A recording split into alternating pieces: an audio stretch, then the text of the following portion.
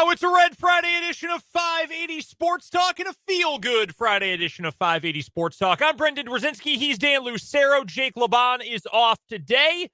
And we have got a jam-packed Friday edition of the show coming up for you as we gear up for Chiefs versus Chargers on Sunday, K-State versus TCU on Saturday, and so much more football action over the entire course of the weekend. We'll get to a Major League Baseball playoff roundup a little bit later on. We'll find our weekly winner in What Is Wrong With You. So much to get to coming up on 580 Sports Talk today. We would love for you to be a part of the show. Text line number, you know it, 785-272-9429. And, of course, our YouTube channel, 580 Sports Talk on YouTube. Just go to youtube.com, search 580 Sports Talk. We are the first result. Make sure you subscribe to us, and then you can check out the live stream, the video stream of the show on YouTube, and hang out with us in the comments section as well. We will get to our keys to the game for Chiefs and Chargers here in just a moment. We'll also get our game picks and our big Chief picks there.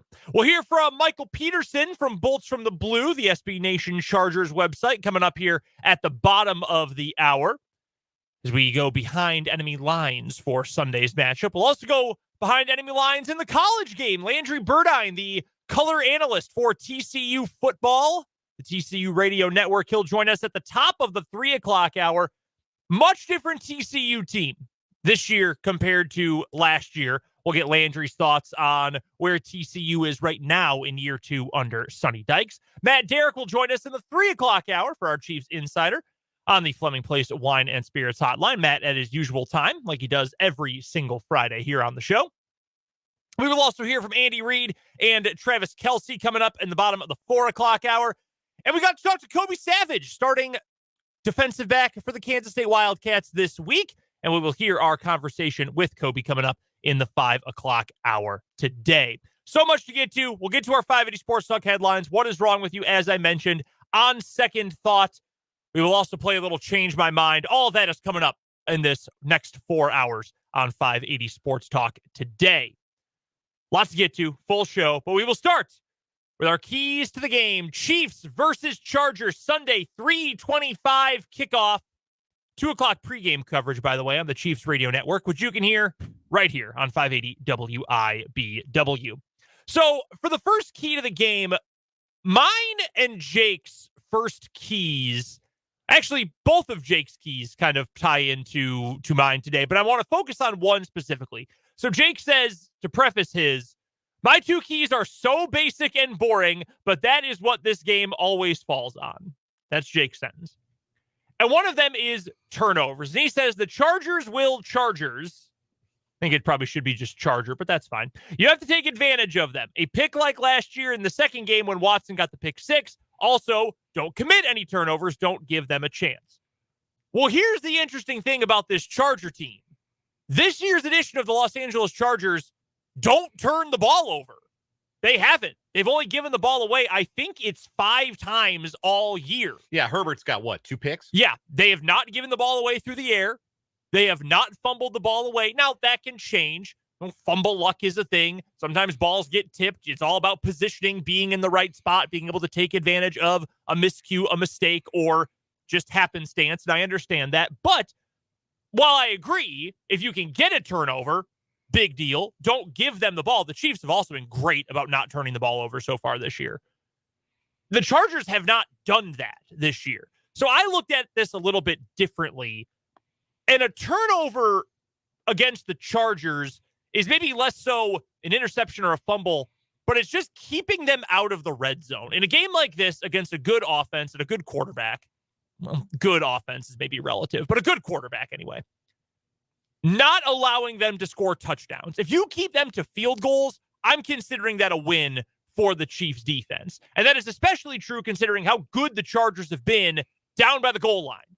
They are 5th in the NFL in red zone touchdowns and red zone touchdown percentage. So how often they score? 65% of the time. If the Chargers get inside the 20-yard line, they're scoring a touchdown. That's despite being just 14th in number of times they've been to the red zone. So they're elite at scoring while being just mediocre at actually getting inside the 20-yard line. So to me, that says force them into difficult situations in between the 20s. Make them either punt or force them to kick long field goals. Don't allow them to extend drives. This means things like getting off the field on third down, winning on early down. So you force Justin Herbert and that offense into third and long, fourth and long situations. Try to neutralize that best part of their offense, which is the short yardage situational part of it. If you can force a turnover, awesome. That's great.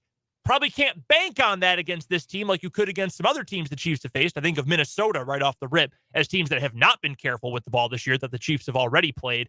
But if you can keep the Chargers out of the red zone, where they have found by far their most success as a team this year, I think this is going to be a very successful day for the Chiefs defense. And keep in mind, they've done a lot of that damage in the red zone without one of their best red zone weapons, Austin Eckler, who's only played in 2 games this season. That's going to make it an even taller task for the Chiefs when the Chargers do get in those close scoring situations.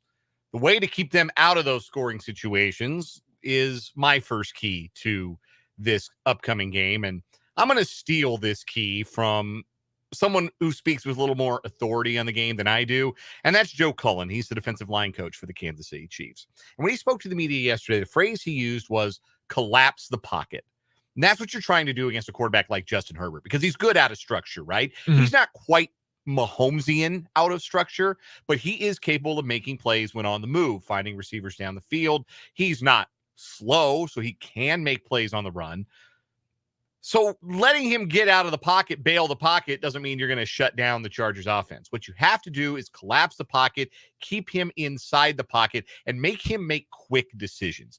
That's what the Cowboys did on Monday Night Football. If anybody watched the Chargers lose to Dallas on Monday night, the Cowboys lived in Herbert's lap. They pressured him on 47%, I believe it was. It was 47 or 49, but it was nearly half of the dropbacks for the Chargers that Herbert was pressured on.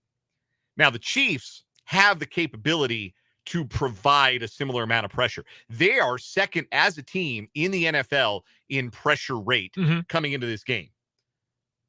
And that was all without Charles Omenihu, who they get back this week. And I don't know how many snaps Omenahu's going to play, but he's going to be out there, and you would expect he'll be healthy, he'll be fresh, he'll have an opportunity to be impactful while he's out there. So put the heat on Herbert, force him to get the ball out quick, because when I think about how the Chargers have been successful offensively against the Chiefs, I think about deep balls. I think about Mike Williams playing the best football of his life against the Chiefs. I know they don't have him for this game. Yeah. But I think about him making big catches on the sideline, or Josh Palmer, or Keenan Allen making big plays, big shot plays, hitting against the Chiefs for this Chargers offense. You limit those by getting in Justin Herbert's face, making him get the ball out quick, win with pressure, and collapse the pocket. Forcing any team to go into second, third, fourth, and long is imperative to winning most of the time. And that's not any different, I think, in this matchup. And Herbert can make those plays, but, and we'll get to this a little bit more in my big Chief pick in a moment.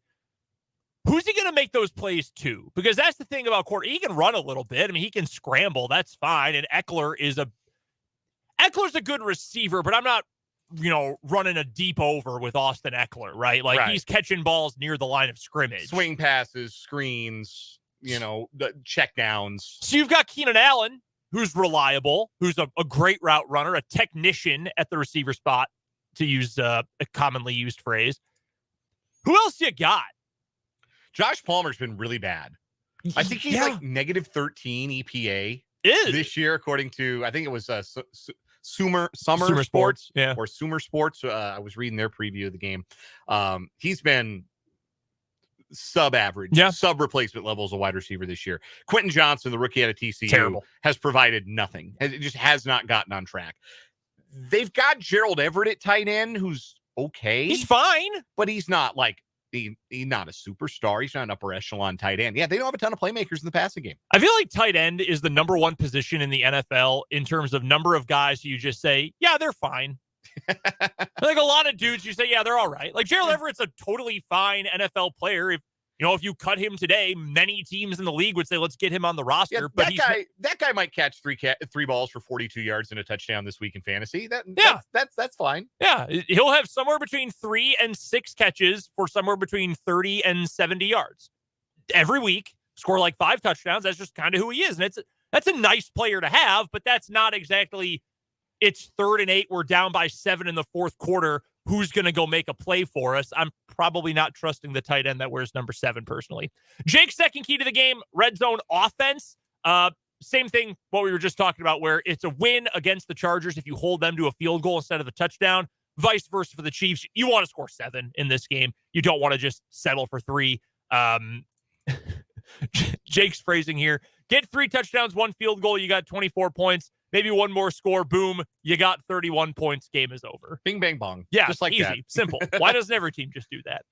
My second key to this one, attacking vertically here. Now, the wide receivers have to make plays for this to work. This isn't just a Patrick Mahomes and an offensive line thing. This is a wide receiver thing as well. And unfortunately, the best vertical threat for the Chiefs is not going to play in this game in all likelihood. Has he been ruled out already? I mean, he's not going to play. Justin Watson. No, he's not going to play. He's been their best vertical threat. MVS hasn't really done a whole lot this year. The other young guys, and I'll throw Tony in that mix too, really haven't done anything for you. I can't imagine that you're going to have a bunch of 9 routes and slot fades for McCole Hardman in his first game back if he's active for it. So you don't have a lot of options there. However, there will be opportunities available to attack this Charger defense through the air. I looked this up last night.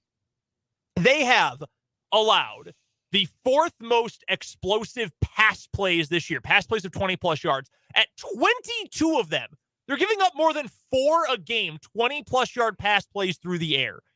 This should be an opportunity for the Chiefs to push the ball vertically, to take advantage of a secondary that is not nearly as good as it was supposed to be either last year or entering this year. They gave up on J.C. Jackson. Yeah. He was their big free agent signing a year ago, and they said, you know what?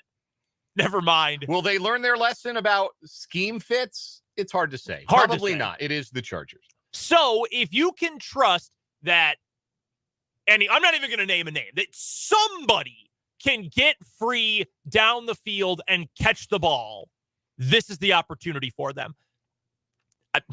I feel dumb saying this because realistically in my brain, I know the chances of this happening are like 5% or lower. This kind of feels like an opportunity where you could really get something out of Justin Ross, though. If you could get a one-on-one boundary one-on-one matchup, try to get the ball, because you can put the ball anywhere near him. He's got a good catch radius. That was one of his best assets when he was at Clemson. Just put the ball near him. He can go up or go out and get it. This actually kind of feels to me like the sort of game where he could have a major impact down the field. Now, we've barely seen him this year, so I doubt it. I don't think this, Leopard is going to change its spots, but I do think matchup-wise, this might be an opportunity to get him some run. Yeah, that's an interesting thought. And certainly this secondary has not played up to its expectations this year. The big question is going to be, is Mahomes going to have enough time? And if he's got the time, I think the plays are going to be there. The question is going to be, how do Donovan Smith and Juwan Taylor hold up against Khalil Mack and Joey Bosa? That's going to be the matchup that maybe defines just how often the Chiefs are able to push the ball down the field. But one way or another, the Chiefs need to find their offensive rhythm. That's my second key to this game. We talked about the secondary, but all the way around, this is not a Charger defense that has played to the level that its reputation would suggest. We think about this Charger defense. We think that they got studs all over the field. They're 26th in DVOA right now. They've been a bottom 10 defense. Not good in the NFL in a lot of different metrics. DVOA, just the one that I have on hand. They're 26th in DVOA. As you laid out, they're very susceptible to big pass plays. This would be a good game if the Chiefs have had anything under wraps for the first few weeks of the season. Yeah. And it wouldn't surprise me if they did, because with all due respect to the opponents that the Chiefs have played to this point, this is the first big game of the year for the Chiefs. When you think about what is at stake, when you think about the caliber of the opponent, like this is the first game of the year that I think you would probably have circled on the calendar. Your Charger games, and then of course there's all the big AFC games later in the schedule. The Bills, the Bengals, the Dolphins in Germany, the Eagles is obviously a big one. But this is the first of the games this year that feels really significant. It might be a game for the Chiefs to pull some things out that maybe we haven't seen a ton of and really throw the kitchen sink offensively at the Chargers in a way that, frankly, they did not last Thursday against the Broncos. But staying in a rhythm is important. Avoid the negative plays. Stay in a spot where you've got manageable second downs, manageable third downs, grind out first downs, and move the ball down the field, taking what the defense gives you. Because when the Chiefs have done that, they have not been stopped. As long as they stay ahead of schedule on offense and they don't give up that first down sack or have that drive-killing holding penalty, they go down the field, they get what they want. So I think more of that is going to be necessary. And this feels like a game and an opportunity to get that offensive rhythm going. All right, big Chief picks. Jake's one for this week. He's going with Travis Kelce. And Jake really going out on a limb with all of his keys and picks for this one. Now, he laid that out yesterday. Kelce has always had big games against Derwin James and the Chargers. And that's another one. Again, by reputation, Derwin James has a deserved reputation as one of the best safeties in the game. Yes. And we look at Derwin James as he's going to be a Kelce racer. He's a tough matchup for Travis Kelce. And yet every time the Chiefs play the Chargers, one, James is only about healthy about half the time, but two, Kelce puts up big numbers. How many years ago was it where the whole lead up, I remember talking every day, I think, about it, the hype that Derwin James is going to take this matchup. He's going to get it one-on-one. That's a lot of pressure, but he can handle it. And he shut Kelce down, quote unquote, for about a quarter, then got hurt, and Kelce still put up huge numbers. Yeah. I'm trying to remember what year that was that happened. By the way, in his career against the Chargers, Travis Kelce has played 17 games.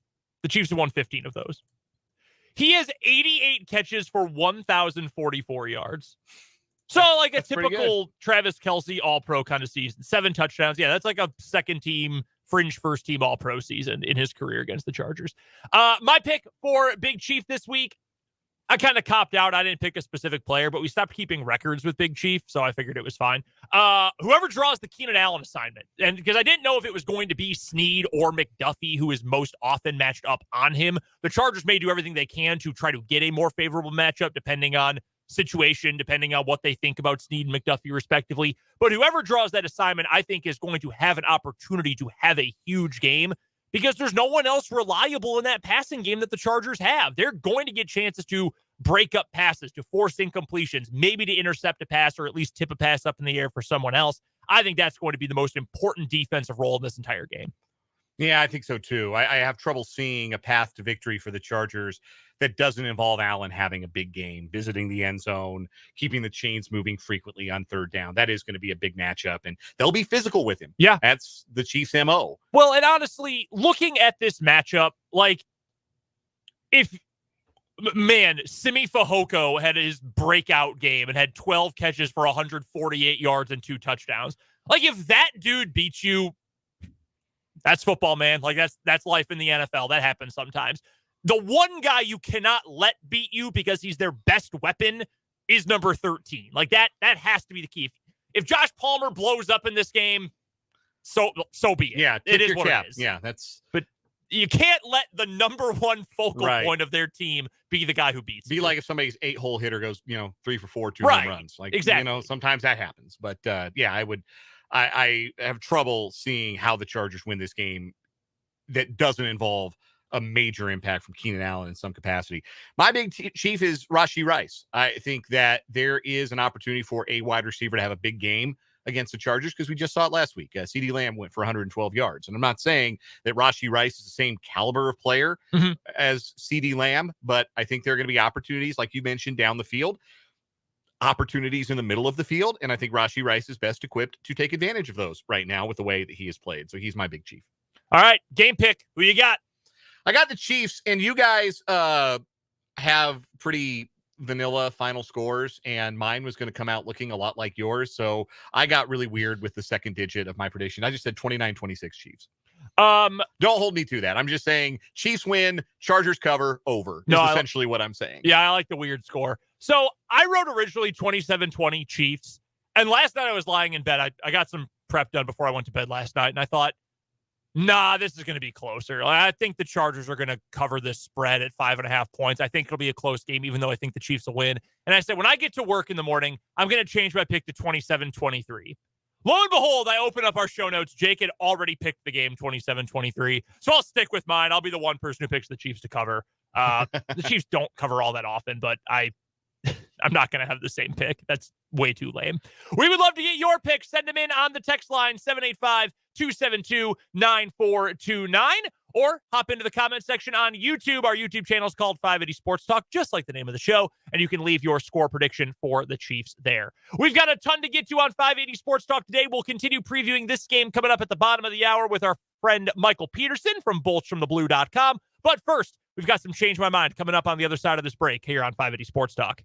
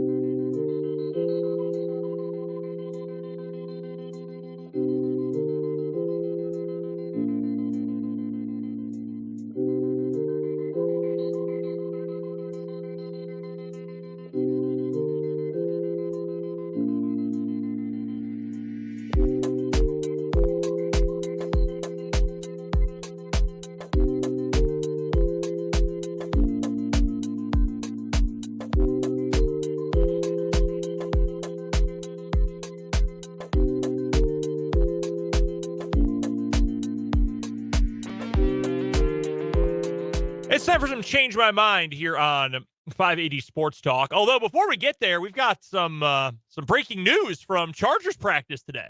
Yeah, Derwin James wasn't there.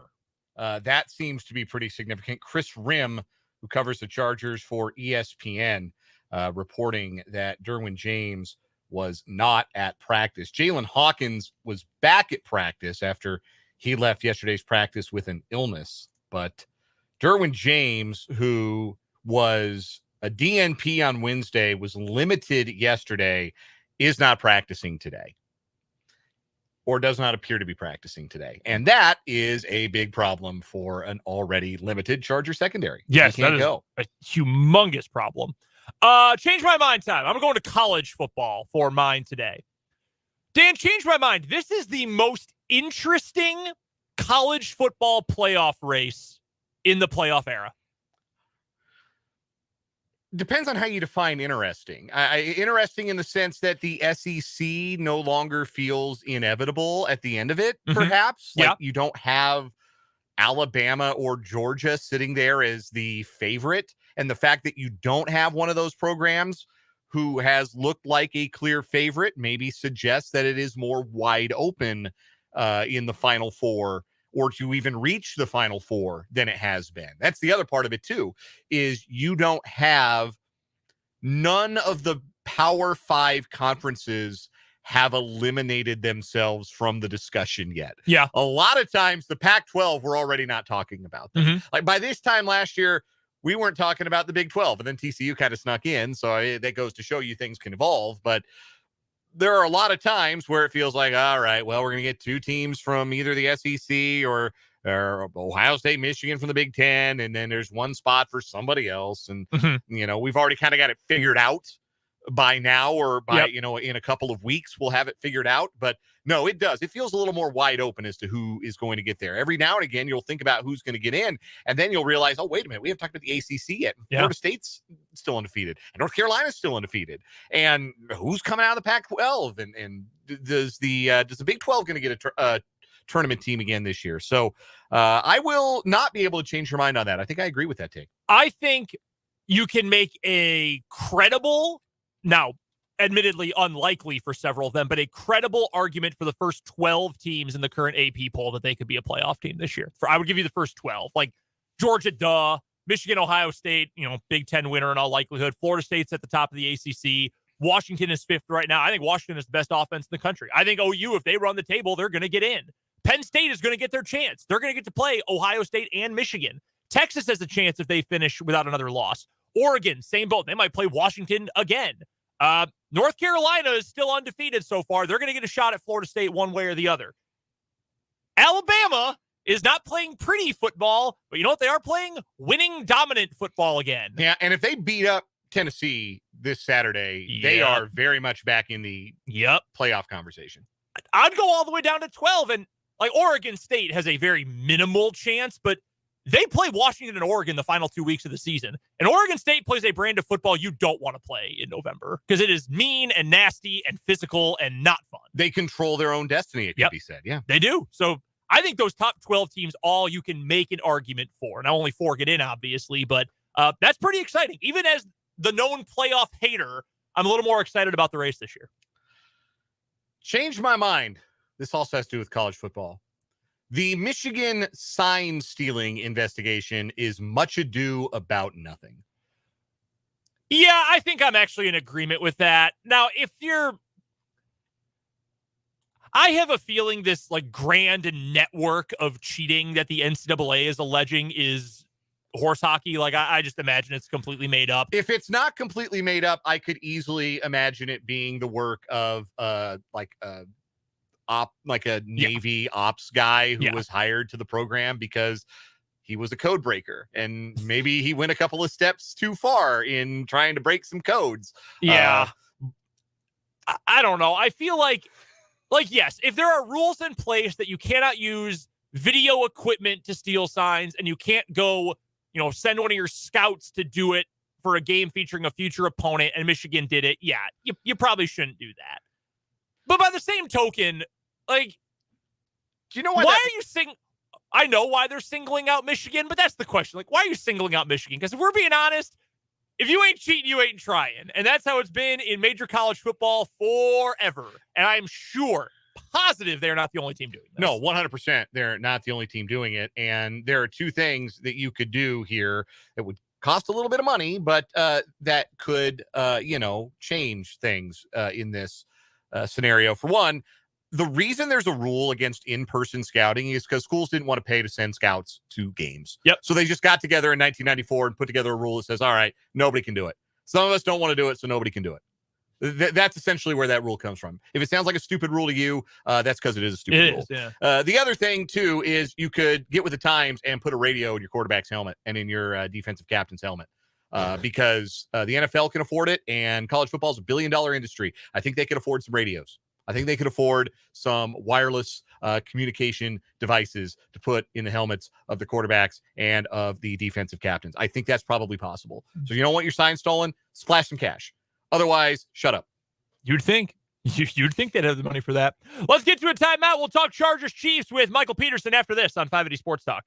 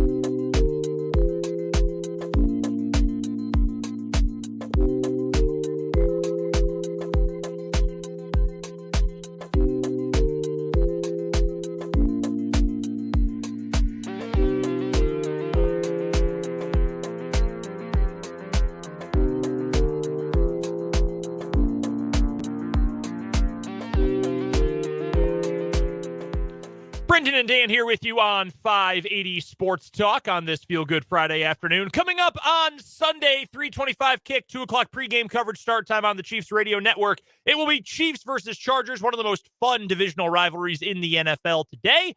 And to talk all about this matchup, we welcome in our good friend Michael Peterson, who covers the Los Angeles Chargers for Bolts from the Blue, the SB Nation website for the Chargers. You can find him on Twitter. His handle there is @ZoneTracks. Michael, thank you so much for joining us. Real quick, and I know I always ask you about this when you come on the air with us. I know you're an Iowa fan. Before we get to the Chargers, let's talk about a team that is not quite as fun to watch offensively, your Iowa Hawkeyes. At this point, what would you put the percentage at that Brian Ferentz keeps his job at the end of the year? You know, I don't want to have to say that it's as high as I believe it is because, I mean, they're 6-1 and they have a pretty easy schedule just in terms of what their defense can handle, right? But, like, that's not how he should keep his job, right? The offense is, if not worse than it was a year ago. Yes, they had the injury to the quarterback. They did just lose their starting tight end, watching their second starting tight end this season. And the offense isn't putting up points really for anything. But it's only their defense keeping them there. But I just don't think that's good enough. But I could easily see Kirk Ferentz saying, well, you know, we still won X amount of games. We still got to a bowl. We still maybe even get to the Big Ten championship. But that's just not good enough of a reason at all. I think he should lose his job just based on what he's done so far. I will say, as a neutral observer of Iowa football, I have loved the Iowa offense this year because it has been incredible sports talk radio content. Yeah, I mean, I don't blame anybody for really trying to puff this thing up more than it is incredible. As someone who has grown up watching Iowa football, went to school there, it's incredible to see where it is right now in this, like, you know, the year of our Lord 2023. Like, it's absolutely insane. Let's get to Chiefs versus Chargers coming up on Sunday. Is it a safe expectation, given how these games normally go, Michael, that we can expect this one to be pretty weird when we get right down to it?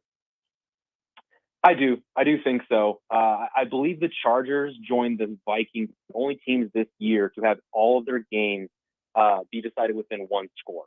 So especially when it comes to the AFC West divisions, no matter what the records are, even when the Chiefs are killing it at the end of the year and they're playing the Broncos or Raiders who have absolutely not been killing it, those are still close games. And so you add in this matchup in the division with the Chargers who make everything weird and everything close. I think we're going to come out of this game having a lot of fun at the expense probably of some players.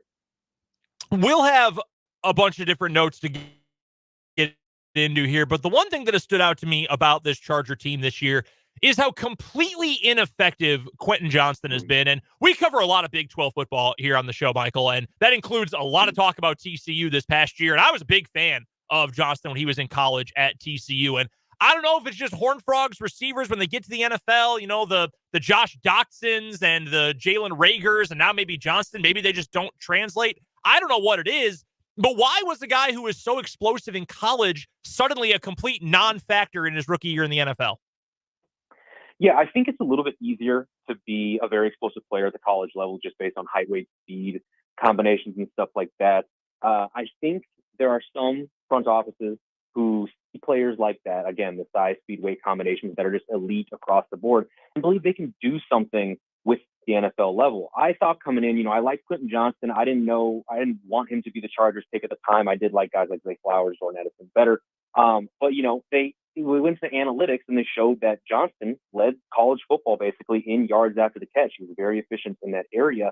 But my biggest thing was the way he got yards after the catch in college, I didn't think was going to translate better or all the same in the NFL. His thing was just he could run these short curl routes, make one fake jab step, and then just be strong enough to break out of the arm tackle with the guy flying by and then use his speed to pick up some extra yards. The difference with a guy like Zay Flowers, Jordan Addison, is that they're much quicker, more athletic, kind of in the short intermediate area, and they can actually make guys miss without having them delay a finger on. So I just thought their way of making yards after contact was much more translatable. And for Johnston, I just don't see it happening. I think part of it is the blame for the coaches not scheming the right touches for Johnston. But overall, I just feel like if he was really prepared, he'd be making more of an impact. Our guest is Michael Peterson, joining us on the Fleming Place Wine and Spirits Hotline. Michael covers the Los Angeles Chargers for Bolts from the Blue, part of the SB Nation blog network. You can find him on Twitter @ZoneTracks.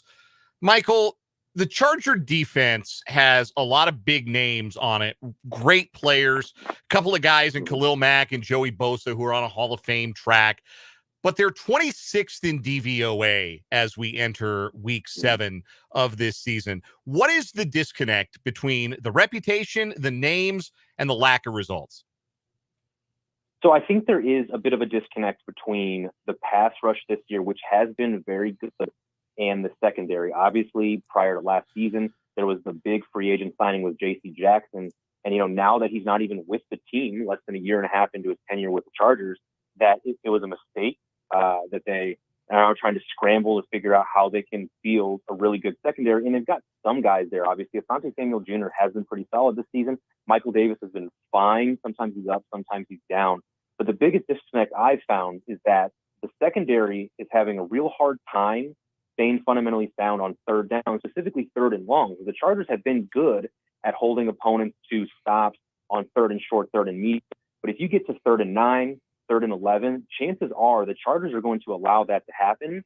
And whether it's a broken coverage or it's a penalty, and they've been awful at penalties in terms of ones that give your opponent an automatic first down. There's just such a weird instance where the second it's like the pressure should be off of the defense. That is when they make the biggest mistake.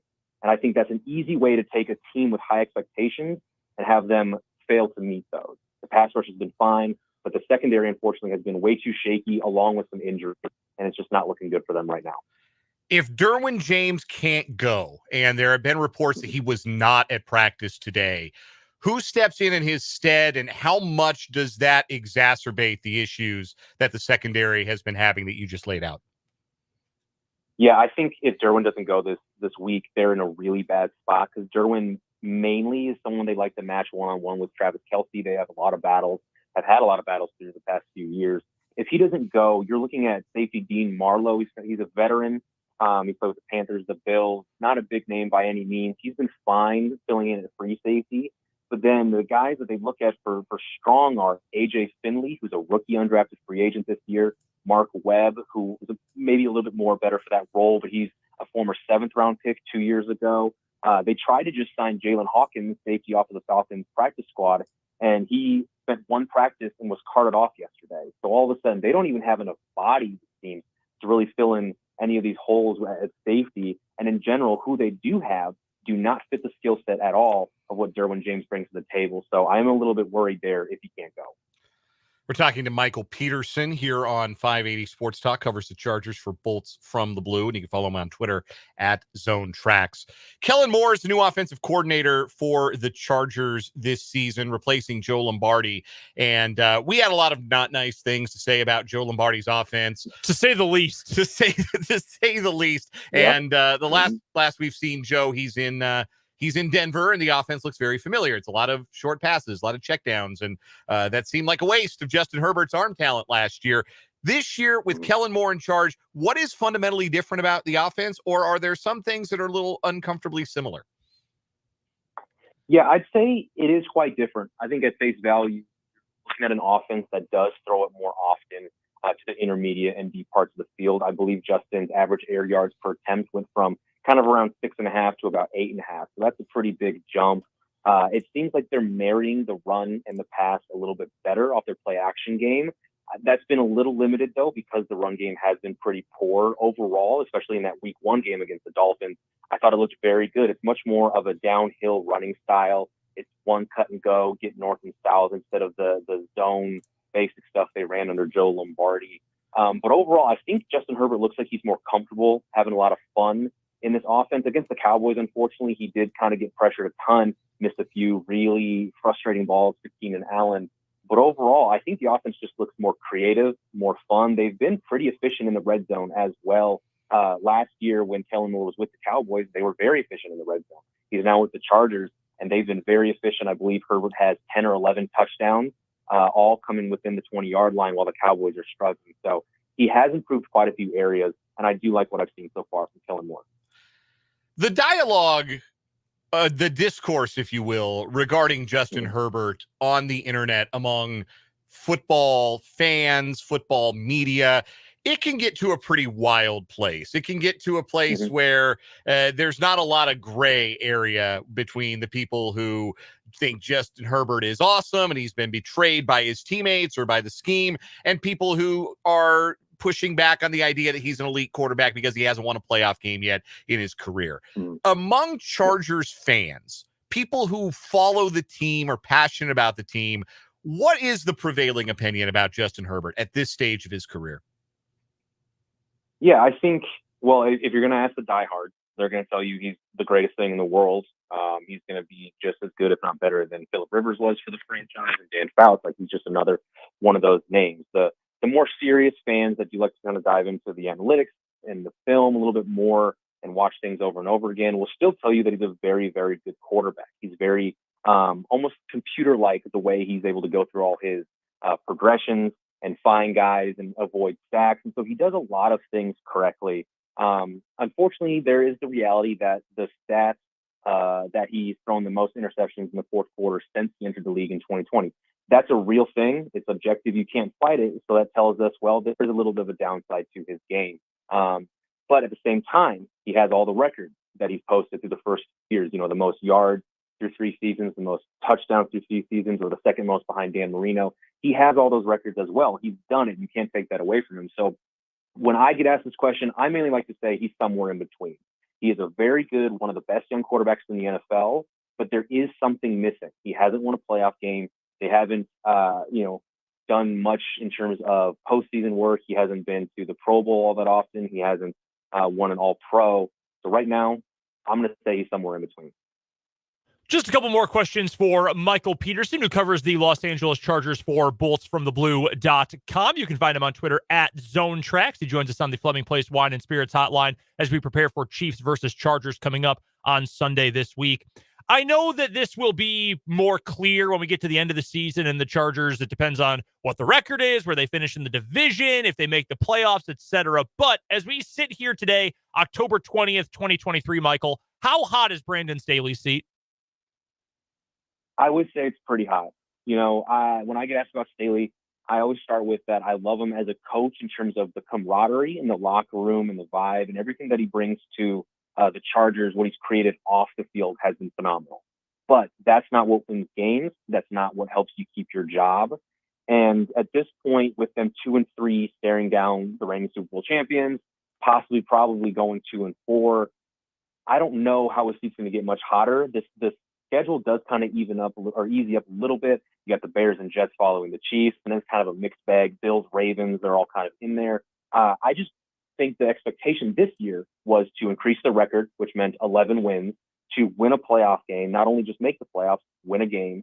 And as things stand right now, that doesn't look like it's going to happen. And if it doesn't, I do fear that Staley will be on the outside looking in. And I will say as well, if Staley goes, I would predict Tom Telesco to go as well, simply because I don't see how you have your GM hire his 4th head coach when he's been at it for 10+ years and only 2 playoff appearances with 1 playoff win during that tenure. So I'd expect probably a whole purge should this season kind of go off the rails. When it comes to Tom Telesco, and I don't want to be overly critical coming into this from an outside perspective, but I feel like he, not that he's one of the the worst GMs in football. It's certainly nothing like that, but I feel like there have been some missteps, just in my personal belief, about building this Chargers team, this Chargers roster, that he hasn't really gotten a whole lot of heat for from a national perspective. And maybe that's just how, the Chargers are viewed nationally, that there's not that kind of focus on them outside of Herbert and Staley. But how would you assess the job that Telesco has done specifically over the last 3, 4, 5 years, or at the very least this Staley era? Yeah, I think Tom Telesco is actually viewed probably more favorable in the national light than Chargers fans. I think, my peers and people who do cover the Chargers heavily kind of have a similar opinion, is that he's lucked into his top players more often than he does the work and then makes good picks. If you look at their first round picks, right, Rashawn Slater was kind of there right when they needed him. Justin Herbert, obviously a 3rd quarterback, fell into there.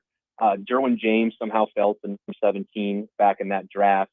But then look at his other first round picks. Jerry Tillery, right, didn't stay with the team through his rookie contract, almost severely hurt Herbert, in his revenge game in the Raiders.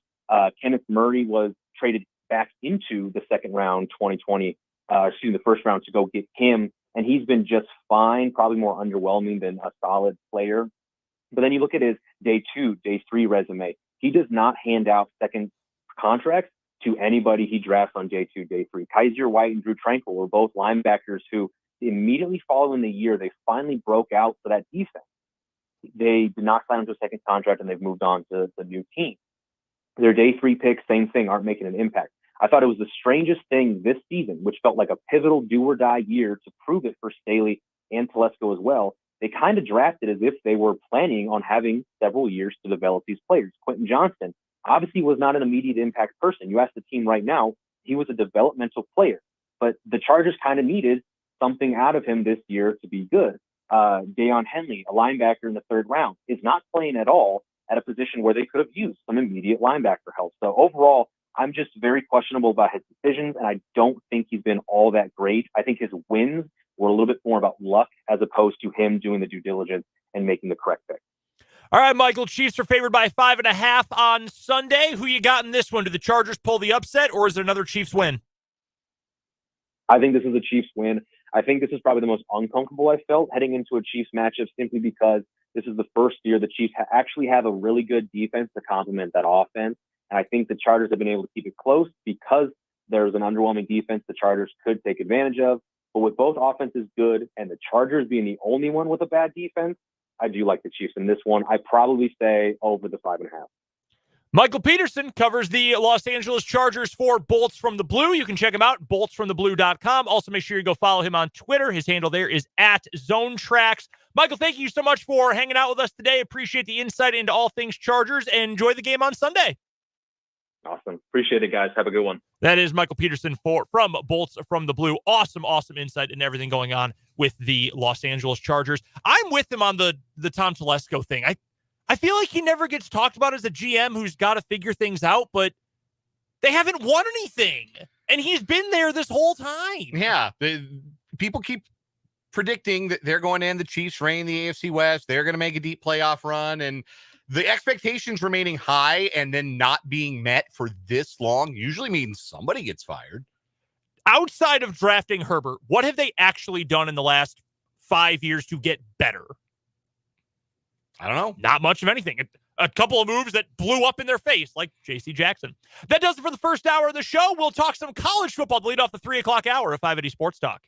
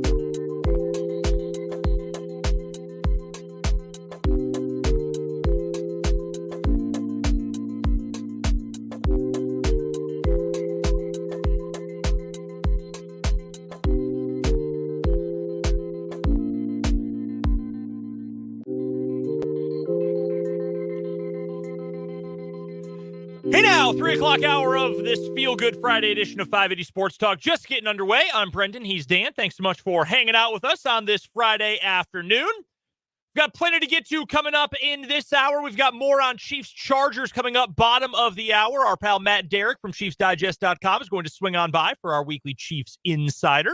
We'll also do our weekly On Second Thought coming up in just about 20 minutes or so. We've still got our weekly NFL and college football picks to get to. What is wrong with you? We'll hear from Kobe Savage and much more coming up later on in the show today. We're taking your texts, 785-272-9429, and your comments on the YouTube live stream as well. But with that, we are going behind enemy lines in the college football game to lead off this hour, specifically the Battle of Big 12 Purple Teams coming up in Manhattan on Saturday. Our pal Dan is going to be at the game coming up at Bill Snyder Family Stadium, as is Landry Burdine. He is the radio color analyst for the TCU Horned Frogs, and he joins us on the Fleming Place Wine and Spirits hotline. Landry, thank you so much for joining us today right before game day.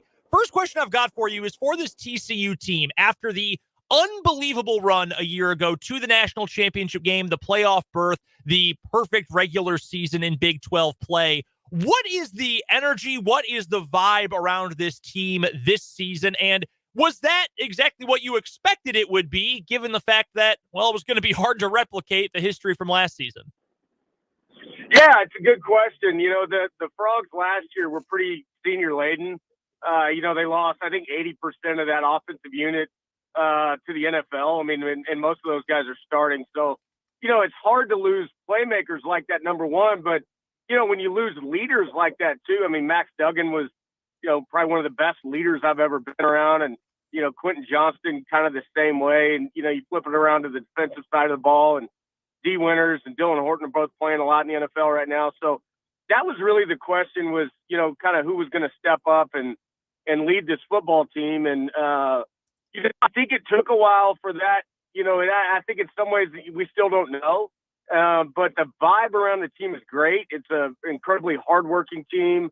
They like playing football together. So all that's good. But, yeah, they're still kind of trying to find a leader, to emerge. And, that's kind of to be expected, to be honest with you, with a team, that graduates that many guys. I know that the Big 12 newcomers have struggled a lot since conference play began, and I know that last week's game took place in Fort Worth, but TCU just thumped BYU 44-11 a week ago. I mean, just dominated that game from the jump. After two straight tough losses against West Virginia and on the road against Iowa State 2 weeks back, how important was it, Landry, for TCU to get a win and to get a decisive win like that over BYU last weekend? Yeah, it was huge. So I felt like they let West Virginia beat them twice in that Iowa State game. It felt like that loss to West Virginia lingered, and the team just really, for the first time in Sonny Dykes' era, just didn't look good, against Iowa State. And so, BYU has a good football team. I mean, keep in mind, they went up to Arkansas and in Fayetteville and gave that team hell, and that's a pretty good football team too. So, I think we were expecting a lot closer game, but you're right. I mean, that was a thumping for sure, and it felt good. And but leading up to that game, it was interesting. Sonny Dykes, I think it was on Tuesday, said, "Hey, look, I feel like we're going to have our best game of the year, our most complete game of the year." And lo and behold, they did. They just didn't make a lot of mistakes, and that for the first time all season, that was really the key to that game. Nothing against Chandler Morris, obviously, but it does feel like TCU may have found something, quarterback of the future or something in Josh Hoover, who last week in that win over BYU put up some crazy numbers, 439 yards, the 4 touchdown passes as well. Does he feel like he's got the right stuff to be the quarterback of the present and future for this TCU team? And what's really stood out to you about Josh Hoover through these last couple of weeks? I would say based on one game, he looked great, right? I mean, but you just don't know until you get a larger body of work. As good as he looked, I think is more of a credit to Chandler Morris that, he was able to win that job over Josh Hoover, right? So, I think there's a lot to be said about that. But, what impressed me was his decision-making, the way he went about, his route reads and progressions was, something that you see senior guys do. You don't really see redshirt freshmen looking safeties off and coming back the other way, and checking down to his fourth and fifth guy, and staying in the pocket when he's got a lot of pressure. And you don't see that from young guys very often. So that really did impress me. But again, it's one game, right? I mean, we've got one full game of tape. Now, it was a really good one, but it remains to be seen. I mean, look, Kansas State's defense is going to be different, man. They're always really physical, and they're going to bring a lot of pressure and do some different things. That's one of the best coaching staffs in the country up there, I think. And so, he's gonna have a much different look and a much tougher challenge, I think, in Manhattan tomorrow. Landry Burdine joining us on the Fleming Place Wine and Spirits hotline here on 580 Sports Talk. He is the color analyst for TCU's football broadcast on the radio and joins us to break down Saturday night's contest at Bill Snyder Family Stadium between the Horned Frogs and the Kansas State Wildcats, a game you'll be able to hear right here on 580 WIBW and FM 104.9 on the K-State Sports Network, with pregame coverage starting at 4 and the kickoff from Manhattan at 6. Landry, a lot of people saw TCU play one game this year. And unfortunately for TCU, that one game was a loss. That was the season opening game against Coach Prime and the Colorado Buffaloes, a game that TCU lost at home, and Colorado gained somewhere around, I don't have the number in front of me, but I think it was something like 1 million yards of total offense. Since that game, how has the TCU defense improved and evolved from that day, where that might be the impression, unfortunately, that people have of the Horned Frogs defense, but obviously things have gotten better since. In what way have they gotten better? Yeah, no, they've gotten a lot better. Number one, they're able to watch film of their opponent. Yeah, that was one of the biggest issues on that Colorado team is, there was just no tape.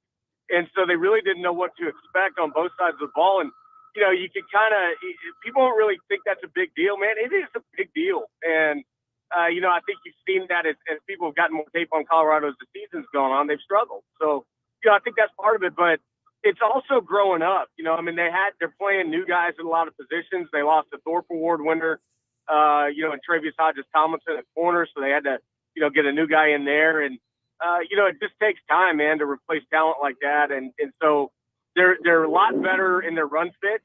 They've been able to get pressure, more and more this season. So that's been a lot better. But I tell you where it's really been great is, they just communicate better and they're not making as many mistakes. In Colorado, they turned guys loose routinely that entire game, and they were missing tackles, and it was just a disaster in a lot of ways. And so they've cleaned a lot of that stuff up. Obviously, there is some intrigue coming out of Kansas State this week regarding who will play quarterback, as Avery Johnson, the backup, stole the show against Texas Tech last Saturday with his 5-touchdown performance on the ground.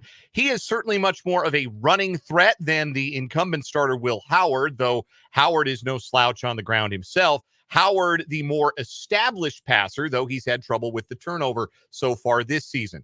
The numbers suggest TCU does a good job against mobile quarterbacks. What do you think they match up best against, having watched this team? Do they set up best to defend a more straightforward passing game, or do they have some things about their defense that give them a good chance to play well against a mobile quarterback or a quarterback running attack? Yeah, so they run a 3-3-5 scheme, and so they've got a lot of speed on the field at all times. And that's why they do it, right? They want to have more faster guys out there, to be able to combat that, kind of option type guy, run fast option type quarterback. So, if I had to say what are they better at, probably the running quarterback. But Avery Johnson's a different cat, man. I watched the tape on that guy, and if he's not the fastest guy on the team, he's got to be up there, right? I mean, that guy he can really go. So, defending a running quarterback is one thing. Defending a guy that can run like that, man, that's a different deal. So, they'll have a spy player allocated to both those guys at all times because, like you said, Will Howard can run. But I don't like facing Will Howard, man. He is as good, I think, against the Frogs anyway, as any quarterback we've seen. He seems like he always has a good day against us. So, I'm not excited about facing either one of those jokers, to be honest with you. If Kansas State's defense has had a weakness through their first half of the season, has been the explosive play. They've been a little too prone to the splash play, the explosive, whatever you want to call it, those plays of 20-plus yards that flip field position and generally lead to scoring drives. who are the home run hitters on this TCU team? Because last year they had a couple of them at running back, and they certainly had a couple of them at wide receiver. One, it was a first-round pick, and Quentin Johnson. Who are the home run hitters this year for TCU?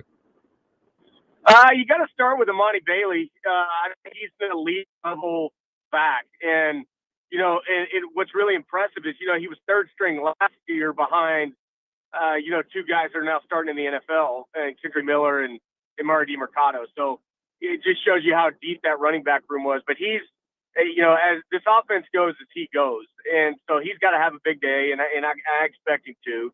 But the wide receiver room is really deep. John Paul Richardson transferred in from Oklahoma State. He's been phenomenal. Jared Wiley is a big NFL type tight end. I fully anticipate him being, Brock Bowers would get drafted ahead of Jared Wiley, but he'd be pretty close after that, I would think. So, those two guys, and then, you start looking at the speed guys and the outside guys. Savion Williams finally emerged and really had a big day last week. And, they just got a lot of speed top to bottom, man. They really do. And, oh gosh, I can't remember Major Everhart is another one that's got a lot of speed, and you'll see him returning kicks as well. So, they've got a lot of weapons, man, and that's what I think I'm most excited to see Josh Hoover do is, see how he continues to try to find those guys and distribute the football to them. We're chatting with Landry Burdine, the radio analyst for TCU football, joining us on the Fleming Place Wine and Spirits hotline here on 580 Sports Talk as we go behind enemy lines to preview K-State versus TCU coming up tomorrow in Manhattan, a game you can catch, of course, right here on your home for K-State Sports, 580 WIBW. Not necessarily on the field, although partially on the field with this next question, Landry, sort of big picture for the program. And I know we've asked a couple of things, and you said it's sort of hard to know at this point of the season. And I would imagine it might be the same thing when trying to evaluate Sonny Dykes, because last year was absolutely incredible, obviously, as we've already touched on. This year, it was going to be hard to repeat exactly that, but this is still a very dangerous Horned Frogs team. How would you assess the job that you think Sonny Dykes has done in year two, trying to adapt to all that talent that left and the altered expectations and all of that? Oh, I think he's done a phenomenal job. He's pushing all the right buttons. This team legitimately should be a one-loss team at this point. That Iowa State game's really the only game that they just got beat up. Both West Virginia lost and Colorado lost. You could say in a lot of ways, they outplayed those teams that beat them. So, I think he's done a great job, man. You don't lose that many guys and that many really good players. They weren't just graduates. Those guys all went to the NFL and are all seeing significant minutes. So I can't say enough good things about him, man. I think he really knows how to push the right buttons. He's obviously great recruiting, and he's just a complete football coach. He lets his coaches coach, but he's really got an eye for detail. And the Big 12. Think about the coaches that are in the Big 12 now. I would argue it's probably top to bottom as well coached a group, a conference is really anywhere in the country. Out of curiosity, since you are a TCU lifer, Landry, and obviously Sonny Dykes came from SMU, how do you feel about the, at least for now, end of the Iron Skillet matchup? I like playing SMU, and I like playing them when I was, playing for TCU. I'm just a big fan of the local rivalry, right? And I think it's a big deal. And so I understand the reasons behind it. And, I would never question people making those decisions. I would like to see it come back at some point. It's been a little one-sided here lately. And I think SMU has shown that they're willing to, step up and contribute the funds and, that they need to do. And they should have done it a long time ago. But, SMU is kind of a sleeping giant, man. They're in Dallas. They can recruit Dallas anywhere in the country. So, I don't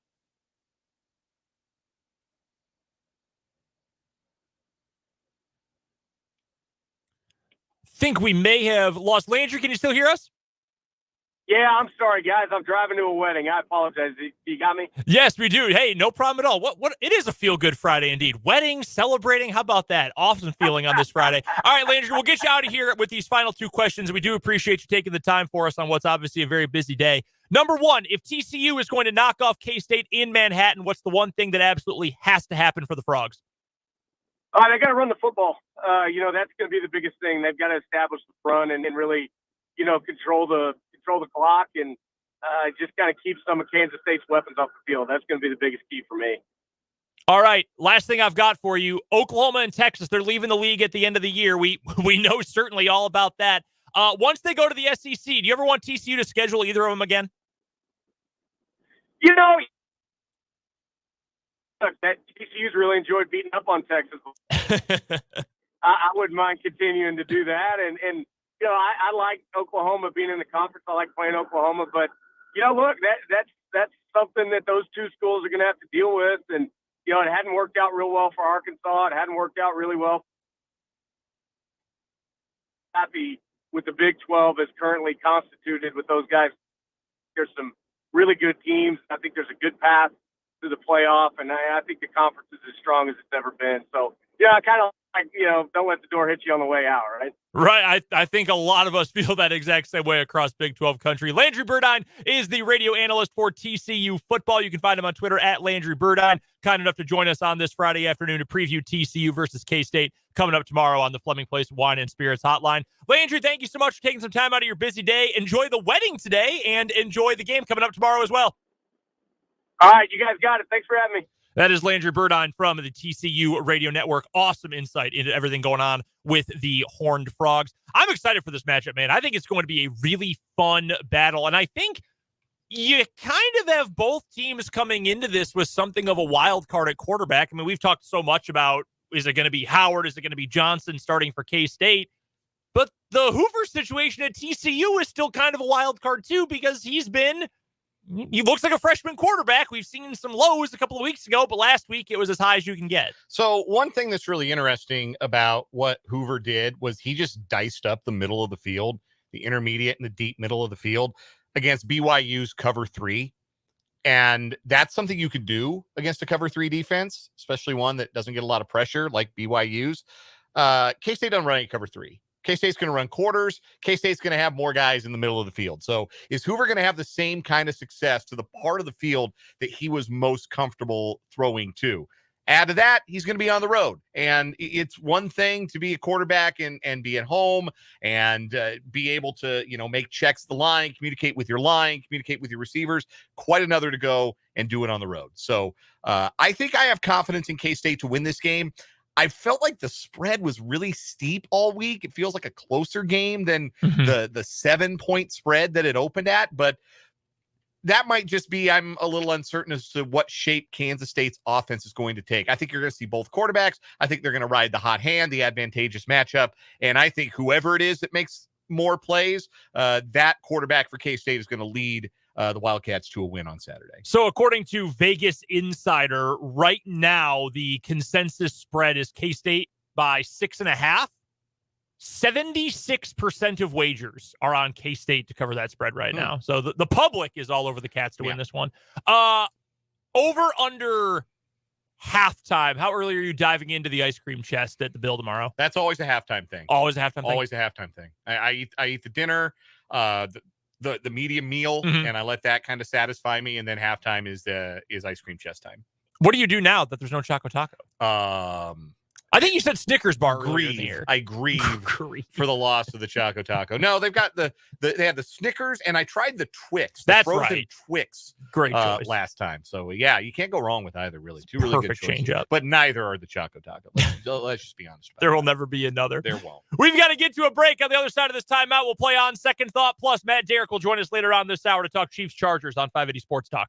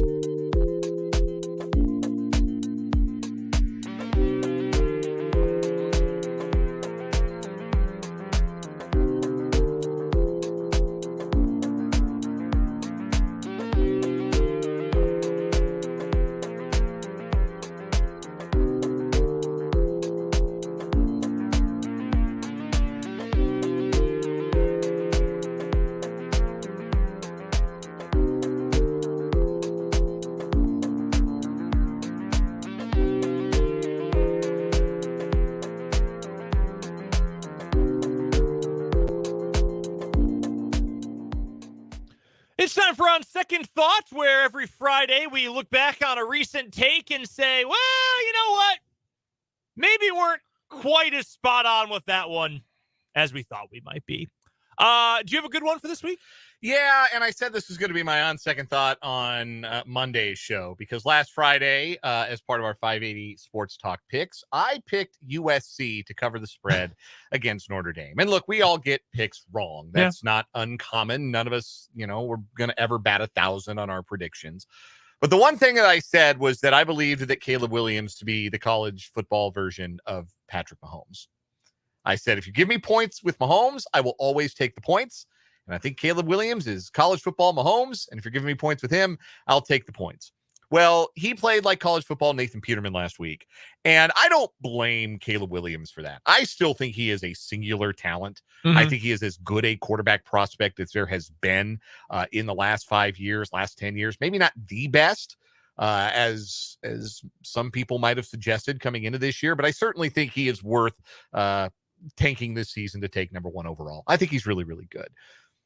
The problem is not that Caleb Williams doesn't have a little Mahomes in him. It's that his offensive line has a lot of Super Bowl 55 Chiefs in it. Yeah. And that's why Caleb Williams didn't play great. That man was running for his life. That offensive line for USC is in shambles. How are you USC and you don't have a good line? I think I am getting further and further down the path of the take that Lincoln Riley's not going to be long for USC. I don't know. I feel like it's a little stale. That's what I will say about watching USC. I don't think he enjoys the job. Like, he was talking out loud, saying things on record to the newspaper about, man, wish I could be an NFL coach. That'd be sweet. They live a way easier life than I do as a coach at USC. Man, that's living right there, being an NFL coach. He's going to take the first NFL lifeline that presents itself. There is no doubt about that. The question is, they go 9-3 this year. Is the lifeline coming, or is he going to have to wait another year and suffer having to be compensated handsomely to coach college football in Southern California? Here's an interesting question. Would he take an offensive coordinator job? Because I don't know about Lincoln. Because when you're a head coach, yes, you don't have to recruit 12 months of the year. You don't have to do all the daily 24/7 365 stuff that a college coach does. That is absolutely true. But you know what you do have to deal with? Millionaires with egos, which, as we know for a fact, not everyone is cut out for. This is true, but as a millionaire with an ego, Lincoln Riley should be fine. In theory, yeah, that's true.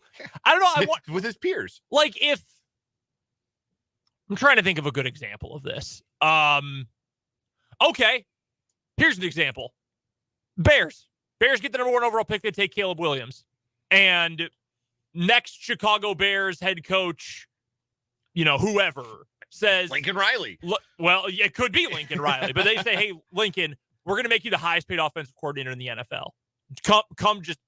You won't even have to pretend to care about the defense anymore. You're going to come, you're going to live the life of an NFL coach, and you're going to work with just the offense, and that's all you're going to have to do. I wonder if he would do it, or if he would hold out for a head coaching job. I feel like we haven't seen a lot of college coaches go be coordinators in the league. I think the ground is too well trod now. That's fair. From coach to head coach, that I think Riley will pick his spots. But it's an interesting thought for sure, because he does not seem to enjoy the life of being a college football head coach. I feel like watching them on Saturday last week against Notre Dame, it just felt stale. Like, not boring, because Caleb Williams, even when things aren't going well, he's going to do something wild to make it not go well. College football Mahomes. Right. I don't know. It just felt like this isn't what we saw at OU. No. This isn't what we saw last year. This is just like, don't you have anything else drawn up? Like, you lost one receiver to injury and this is it? I don't know. I think I'm going further and further toward that take that I think Lincoln Riley is going to leave for the NFL in the next couple of years. I'm going to co-op with Jake. I'm going to speak for him, but I'm going to co-op with Jake on on second thought for this week. He bet on, and even put it in our show picks, San Francisco going over 22.5 points last week against the Browns. And I remember saying, it's a good Browns defense, but this 49er team is so good, and even against a good defense, they should easily be able to do that. I think that's a really low number. Well, they didn't get there. Nope. They 17. Even if they had won the game with the game-winning field goal that they missed, they would not have gotten to that mark. And I think this is more about the Cleveland Browns than it is about anything. And honestly, maybe it's a bigger picture discussion about the AFC North than it was originally, because that's a really good division. Well, let me rephrase again. It's a really competitive division. I don't think the Browns offense is all that good. The Bengals are still trying to figure it out, and who knows how much they'll figure it out if Burrow's not 100%. The Ravens have been ravening themselves for the last 2 or 3 years, which is not something that John Harbaugh wants to see. And the Steelers still employ Matt Canada. So it's a competitive division, but the Browns, I think, have as good a chance as anybody as winning it this year. I spoon-raged that twice. They have as good a chance as anybody because that defense is so nasty. And the 49ers, in fact, they are indeed human.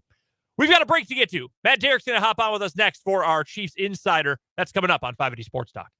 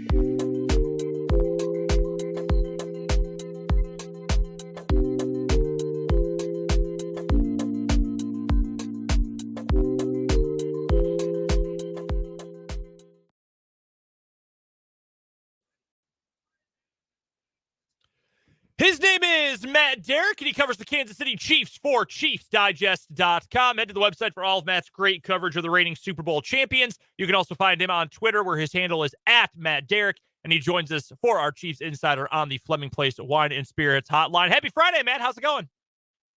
Not too bad. It's a lovely little Friday fall afternoon here in Kansas City, so I cannot complain at all. It is incredibly nice outside today. I can't get my fall fits off, though. All of my lovely fall clothes got to stay in the storage bins and in the closet for now, but that's fine. I will get over it eventually. We've got a lot of news to get to with the Kansas City Chiefs this week. None of it bigger than Andy Reid being in another commercial and a remake of the famous Snickers 1996 Chef's commercial. I know Coach Reid spoke about that earlier today. I assume he was most excited about getting the Snickers bars from Snickers, though. Yeah, I assume so. And I planned on asking him if he got the Snickers. So I appreciated him just volunteering the information. So I figured that was the clinching part of the deal. Hey, it's completely on brand. I mean, what? Andy's done 2 commercials this year. One, he's eaten cheeseburgers and nuggies, and now Snickers bars. I mean, is there anything more on brand for Andy Reid? No. The answer is a firm no. He keeps saying he doesn't have acting talent, but all 3 ads that I can remember, the 2 State Farm ones and now the Snickers one, he's done a great job in all of them. Yeah, I mean, hey, he's a charismatic, likable guy, so he can pull it off and everything. I imagine he hates it. I mean, I would love to be behind the scenes when Andy Reid's shooting a commercial, because I've got to imagine that he's just got to be like, get me out of here. I mean, maybe he enjoys it. I don't know. But my thought is that, that's got to be the most uncomfortable environment in the world for Andy Reid. Maybe even more uncomfortable than a press conference. I don't know. Let's get to some personnel news for the Kansas City Chiefs. Is anything going to happen with Frank Clark? I mean, it sounded like a signing was imminent earlier in the week. In fact, he was even sort of teasing it with his Twitter account. Is that in a holding pattern? Is it going to happen? Did we maybe get out ahead of our skis a little bit? What's the latest on Frank Clark? We will see. I mean, there was the talk about him coming in, flying in on Thursday. Didn't have an official free agency visit, with the team yesterday. So if that was going to happen, it was more likely to happen today. But and other than something like, hey, McCole Hardman and that trade getting done midweek and everything, usually free agent signings or additions, they would be a very rare, Friday kind of move. Even if the Chiefs do anything in the next 24 hours, to me, it would be more likely trying to, bring back one or both of the guys they placed on waivers this week that currently get them onto the practice squad. But the other question, is that, hey, if Frank does return to Kansas City, what role is it? I mean, I don't necessarily see a spot on the 53 for him right now. So, to me, I think you'd almost have to expect that it would be come in, be on the practice squad for a bit and see what happens. Whether that's something that Frank wants to do at this point in his career, who knows? I think that's the most appropriate spot for him to be in one of those veteran slots. But let's wait and see. I mean, Andy was pretty short today with, the question about if there was any movement on the Frank Clark front, and he said no. I get the sense that there's some mutual interest, but I think it's got to be the right deal for both sides. The guy who we know has been acquired by the Chiefs this week is McCole Hardman, and not sure yet if he is going to suit up and be active for Sunday's game. But the McCole Hardman trade, does that say more about what Hardman adds to this Chiefs offense, or more about the team's concern level with their current wide receivers? Is it fair enough to say all of the above? I mean, I think it's a lot of factors. I mean, one, I think, is just obviously the availability of McCole Hardman. I mean, I don't think that the Chiefs would have necessarily gone out and, called the Jets and said, hey, we need to pry him out of your hands, unless the Jets were looking to move on. It was just maybe fortuitous timing for the Chiefs that this happened and they've got a need and the Jets were looking to go a different direction. But I don't think there's any doubt, that, hey, the way that the room is performing right now, it's a fair question to see if, that's something that they're lacking. And I think he might be. The Chiefs have some decent speed, but not McCole Hardman's speed. I mean, he is now going to be the fastest guy in that room and the fastest guy on that offense. We've seen what he's been able to do when healthy, and you don't have to go that long, far back to see. I mean, that last game that he had against Tennessee last year was his best game of 2022, and then he's got this freak injury that knocks him out. You don't have to go into distant past to find when McCole Hardman has been an effective player on this team. So I think there's a spot for him. I think there's things that he can do. I think there's things that he brings that, maybe they just don't have the piece that does that right now. Question to me is, whether he's still got it. And I mean, he's 25 years old. I mean, there's no reason why McCole should be over the hill or anything like that. I mean, I think he still does have talent and should be able to fit in with this offense. Matt Derrick of ChiefsDigest.com joining us on the Fleming Place Wine and Spirits hotline. It is our Chiefs Insider. We do it every Friday at this time here on 580 Sports Talk. Find Matt's work covering the Chiefs at ChiefsDigest.com. Find him on Twitter at Matt Derrick. Matt, in a best case scenario, what does McCole Hardman provide to the Chiefs? What do you see him offering that maybe the Chiefs haven't had quite enough of or haven't been as proficient in that maybe he can bring? Again, in a best case scenario.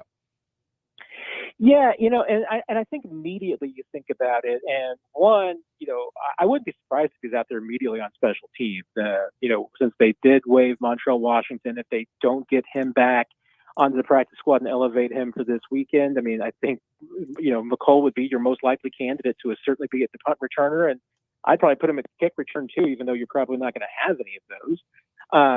He could do that immediately, but the other stuff, I feel like that there's some of the things that McCole was doing for this team last year, and even when Tyreek was here, the jet sweeps, the orbit, the motion.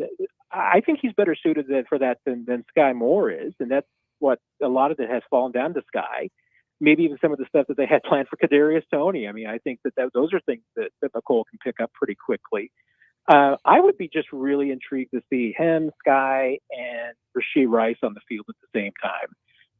That's what I'm kind of curious about. I think that would be an interesting trio, as far as just the right mix of speed and different abilities, different sizes, different talents. I mean, that to me, I'd like to see.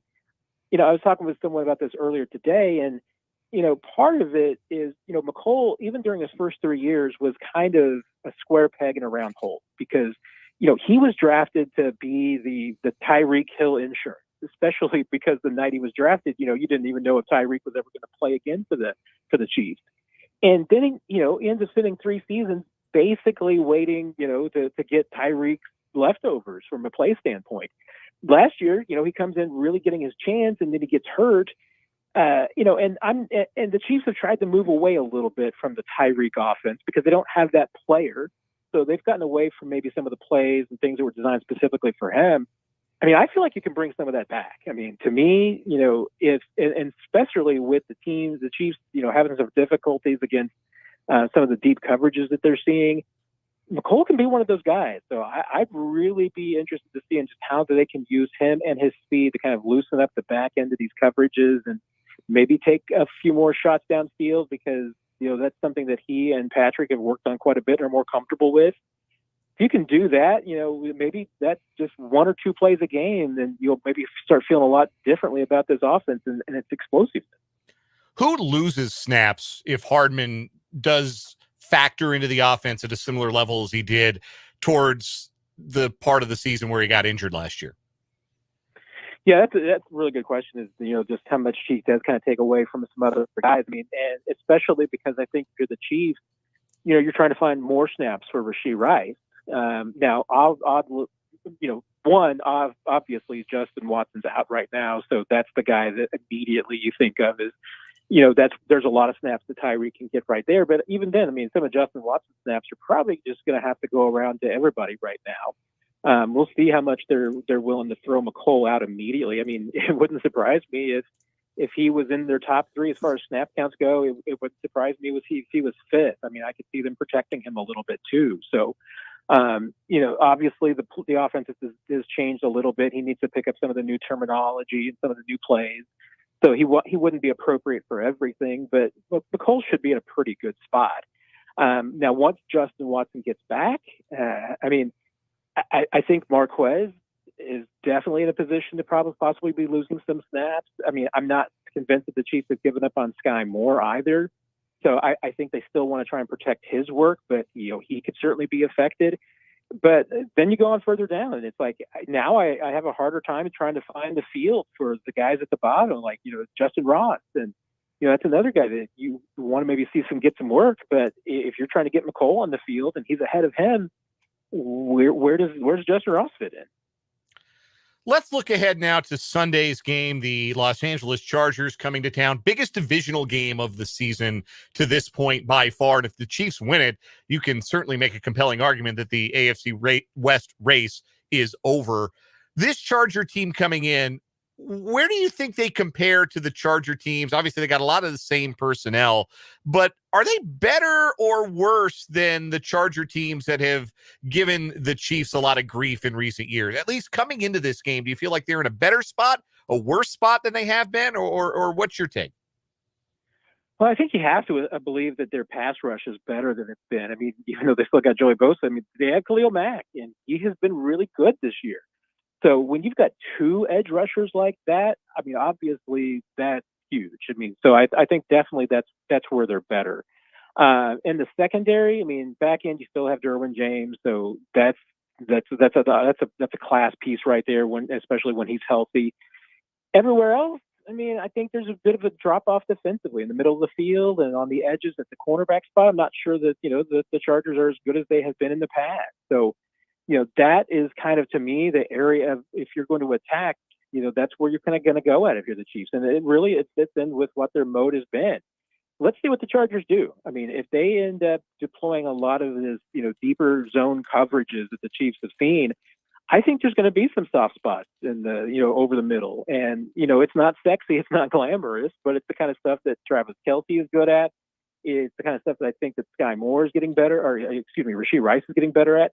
Honestly, it's the kind of area where McCole Hardman can work too. So, I mean, I feel like there's some opportunities there. Now, you're going to have to deal with that pass rush. You're going to have to protect Mahomes and maybe get rid of the ball quickly sometimes. But I don't think that's an issue for this offense. I think that, if anything, I mean, I think it's a better matchup for the Chiefs offensively than maybe it has been in the past.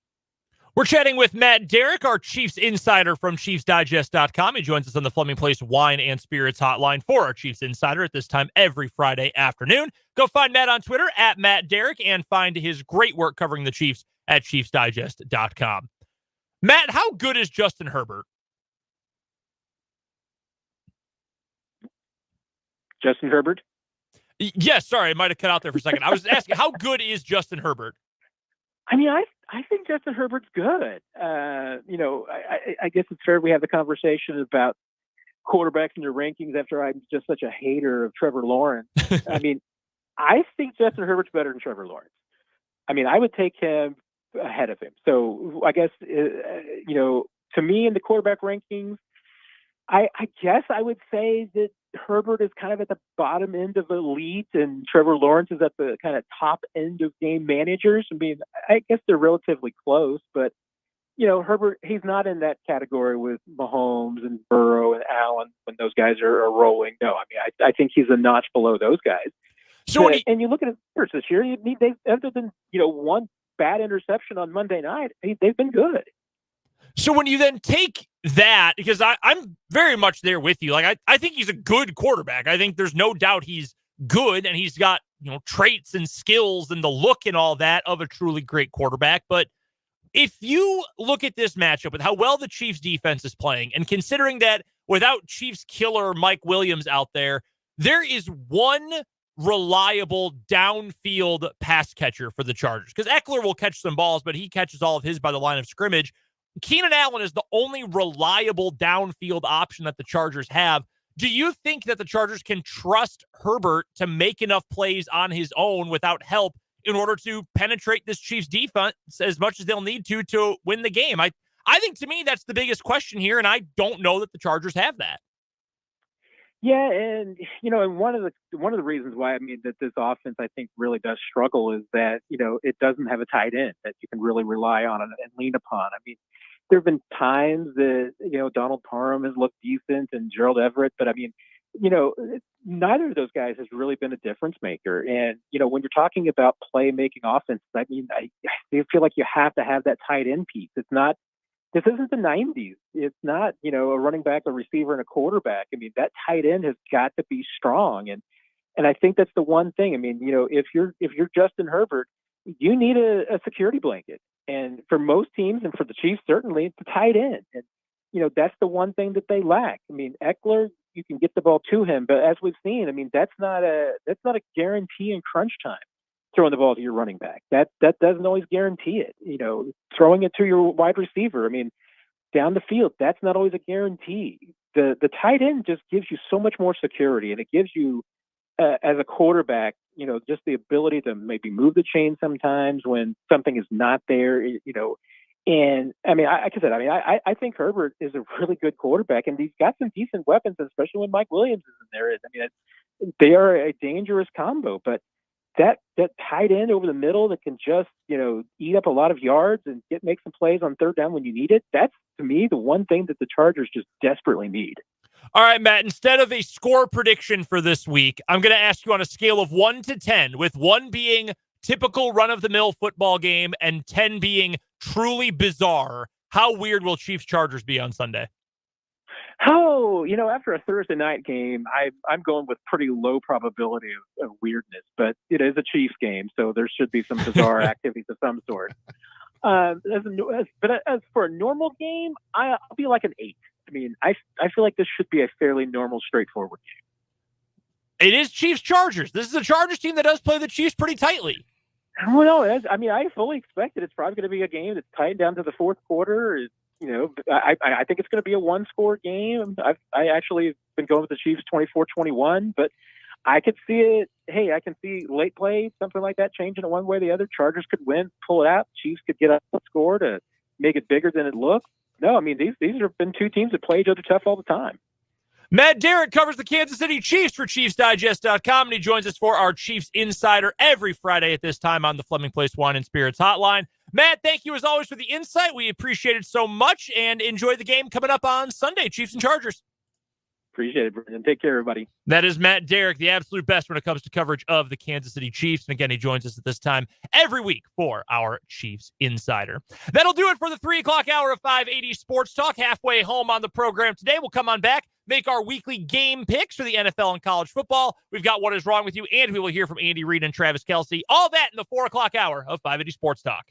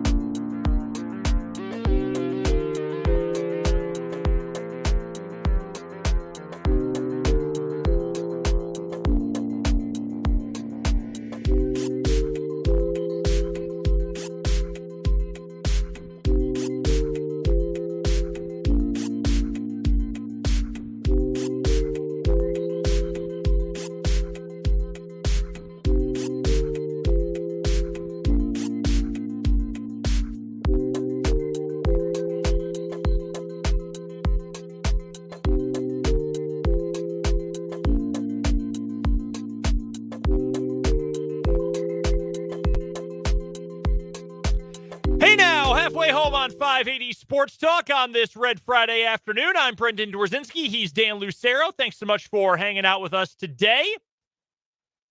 Don't forget, you can be a part of the show either on the text line, 785-272-9429, or in the comment section on YouTube. Our YouTube channel is called 580 Sports Talk. If you haven't subscribed already, make sure you go do that. Best way to stay in touch with all of the video content we are pumping out every single week and every single day. Again, that's 580 Sports Talk on YouTube, where you can find us. Coming up in this 4 o'clock hour of 580 Sports Talk, we will get to our picks for the NFL and college football this week, as we do every single week at this time. We will also hear from Andy Reid and from Travis Kelce. They spoke earlier today. And we've got our final What Is Wrong With You of the week. We'll see if anyone can take down the wrong man waterboarding in today's matchup in What Is Wrong With You. Before we get to picks, Dan, we need to talk about the biggest story in college football today. Let's talk about it. The single biggest story. Have you seen the helmets that the Western Kentucky Hilltoppers will be wearing next Tuesday night? Yes, Big Red playing football. And I don't mean Andy Reid. No, Big Red, the big blob mascot. The beloved Western Kentucky mascot, of whom I have a wonderful t-shirt.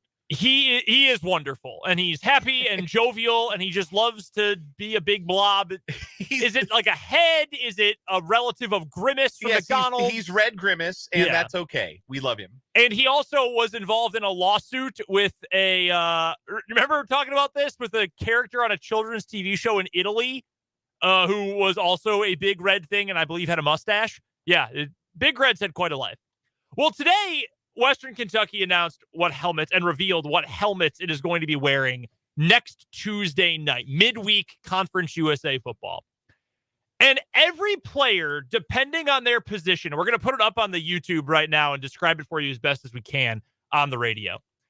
They are going to have a helmet specifically for their position group. We've got 3 of them up on the YouTube right now. There's one that's cradling the football like he's posing for the Heisman Trophy. We've got throwing Big Red. We've got reaching out to catch a pass, Big Red. There's one with his arms out like he's a cornerback celebrating for their defensive backs. It's unbelievable. It is the greatest helmet of all time. It really is. I kind of wish more teams did this, but really the only one I could think, Navy has done this before. They did in 2015, I think it was. Every helmet for Army Navy on the Navy side was hand painted with a different class of cruiser, or I think what was a cruiser? There was an aircraft carrier. Yeah. There were submarines, different ships or boats for each position group or for each assignment for the cadet or the midshipman. Incredible stuff. I can only think of maybe Pistol Pete at Oklahoma State doing this because they already have a million Pistol Petes. Mm-hmm. I feel like you could probably do like wide receiver and defensive lineman Pistol Pete. I want to see Otto the Orange carry the football on the Syracuse. Yeah, we could do that. We could see that. I need that. Yeah. I need Puddles. Yeah, I need the Duck. The Duck. I know it's not his name, but I really like calling him Puddles. No, I get that. The Oregon Duck. Yeah, I think you can pull it off with Puddles. Let me grab, because we are showing, again, the first 3 of them right now. Also, not only this, the most underrated part of the whole thing is there are, on the little flap at the top of the face mask. The bumper, yeah. There are eyes, like Big Red's eyes. Big Red's googly eyes. It's truly incredible. These are so good. These are my favorite helmets ever. I wanted to get the other ones up if you're watching on the YouTube, so you can see the full collection of them. I want them to make these publicly available. Like, I want to find a way to be able to obtain one of these helmets. I will pay top dollar for it. I absolutely will. Because this is a rarity that you can only get once in a while. And I'm glad that our YouTube watch numbers are going up because you all deserve to see this. Yes. So now the second collection of them, we've got one Big Red who's kicking the ball. He's punting it. One with his arms out to celebrate an incomplete pass. One in a 3-point stance and one in a 2-point stance with eye black on like a linebacker. It's sick. This is incredible. I love them all so much. I love Big Red. We need more mascots that are just dumb blobs. Yes. This is a pro Gritty comment, by the way. Gritty's personality is a little bit annoying, but other than that, I'm pro Gritty for sure. So that was the biggest college football story of the day. I had to make sure we got to that because I love it. I'm a big mascot guy, though. Yeah, you and me both. I'm a big fan of mascots. I'm a big fan of mascots doing things. I tell Abby all the time, there are from years gone by versions of the Jayhawk doing things. Like I know there's one with a lab coat. I know for a fact there is one. And there's one that actually has a basketball. There's one that has a... Why don't we see more of that? Mm-hmm. Too strict with the branding. Let's see the Jayhawk dunking a basketball. There is a reason we have spoken. Both of us share a fondness for Home Field Apparel's retro college I'm wearing Home Field logo right now. gear. I am too. Air Force Fighting Falcons today. A great shirt. It is such a cool shirt. My wife got it for me for her birthday. Anyhow, I have managed to collect all of the animal mascots playing baseball shirts that Home Field Apparel has offered. There are 6. There's Oregon State, there's Minnesota, there's Arkansas, Mississippi State, Arizona, and Northwestern. And I have all 6 of those shirts. We have a cat swinging a bat, a cat pitching the ball, a gopher looking ready to bat. Like those are the best. I like this. We need more creativity. I'm going to get into a whole thing here if we don't move on to the actual football, but more creativity, more fun things like that, less minimalism. Graphic designers out there. All right, we've got picks to get to for this week. I am still in last, but I am now only 6 picks back of both Dan and Jake. Jake had a tough one last week, just 1-4. Dan, I believe you and I were both 2-3. Yes, it was a tough week all the way around. Yeah. Nobody had a winning week last week. You and I were both 2-3. Jake was 1-4. It was hard times, Daddy. It was hard times last week. Picked up a game though on the leader. That's important. Now co-leaders, you and Jake. And because of that, and since you are here, why don't you start with our college football picks this week? A couple of favorites for you this week. Yeah, a couple of favorites on the college football side. I am laying points with Georgia Tech. They are 4.5-point favorites against Boston College. Boston College has improved from where they were early in the season. They gave Florida State a real fright. They probably played Florida State tougher than just about anybody has played Florida State other than Clemson to this point this year. But Georgia Tech should be able to move the ball at will against Boston College, and I like them at home by at least a touchdown. A lot of the statistical models have Georgia Tech bettering this 4.5-point spread. So I think there's value at the number, and I'm going with the Bees to take down BC. And I'm also going to lay 2.5 points with Texas Tech. This line's been on the move. It is at 2.5 right now. There's a lot of juice on that number if you're wanting to take 2.5 right now, but I think it's worth doing. They play BYU. The track record for the Big 12 newcomers is not good. I like this number regardless of who plays quarterback for Texas Tech because, remember, a freshman lit up BYU last week. For TCU, I would expect if Baron Morton can't go and they got to go to the freshman who played last week against K-State, whose name is slipping my mind, I still think he'll be able to find some success because when he wasn't throwing it to the other team, Strong. Yeah, Strong. When Strong wasn't throwing it to Kansas State, they were moving the ball. So I think they'll also lean a lot heavier on Taj Brooks in this game and really be able to bully BYU. It's kind of a must-win for Texas Tech a little bit too. So in that spot, I like Texas Tech laying 2.5. I am going with one dog here. I'm taking Penn State. I know that's kind of a trap. Vegas wants the public to be all over that one because it's not a huge spread, but it's big enough. Penn State, if they only lose by 3, they're covering the number here at 5.5. I don't think that has moved over the course of the day. I got that number last night. I'm going to play it though. I don't trust this Ohio State team, and that's largely because I don't trust their quarterback. That is something they have had for so long. If it wasn't Stroud, then it was Fields, or it was Haskins, or it was Barrett, or it was Jones, or it was Miller. I mean, they've had, ever since Joe Bauserman, they've just had great quarterback after great quarterback, and I don't think that Kyle McCord is a great quarterback. I don't think he might even be the best quarterback in this game. I think Drew Aller might be the best quarterback in this game. I like the weapons for Penn State. I've got a lot of worries about the Ohio State run game. I think Penn State is going to at least keep this one close. I don't think it's out of the question Penn State wins this game outright, even at the shoe. So I'm going to take Penn State plus 5.5. I'm on the under in that game, and it's 45.5. Yeah, I wish I would have had it earlier in the week when it opened at 47.5, but I still like it at 45.5. Ohio State is running out of guys. Travion Henderson banged up. Emeka Egbuka banged up. Their offense is basically just Marvin Harrison Jr. and the tight end is a good player too, Cade Stover. But that's not all they got. And that's going to be problematic against a really good, legitimately excellent Penn State defense. The flip side, Ohio State's defense has been awesome. And they don't give up any explosive plays, which is fine because Penn State doesn't really try to get any explosive plays in the passing game. They're a very vanilla passing game. So I could see this being a defensive struggle. I could see this one being in the 30s. I really could as a total. So I'm on the under in that game. My other pick, South Florida is not good. UConn, though, is awful. And UConn is hosting USF. The Bulls are only favored by 1.5 on the road. I don't get that line because I think USF, even being not all that great, is still a ways better than UConn is.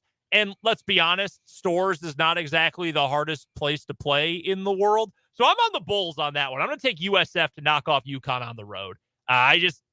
I don't get that line only being 1.5. I'm really not sure, and it is way too tempting for me not to take. So I'm on USF there. Jake's picks for the week. He's got Baylor plus 3.5 against Cincinnati. Probably would take that one outright if I had to guess.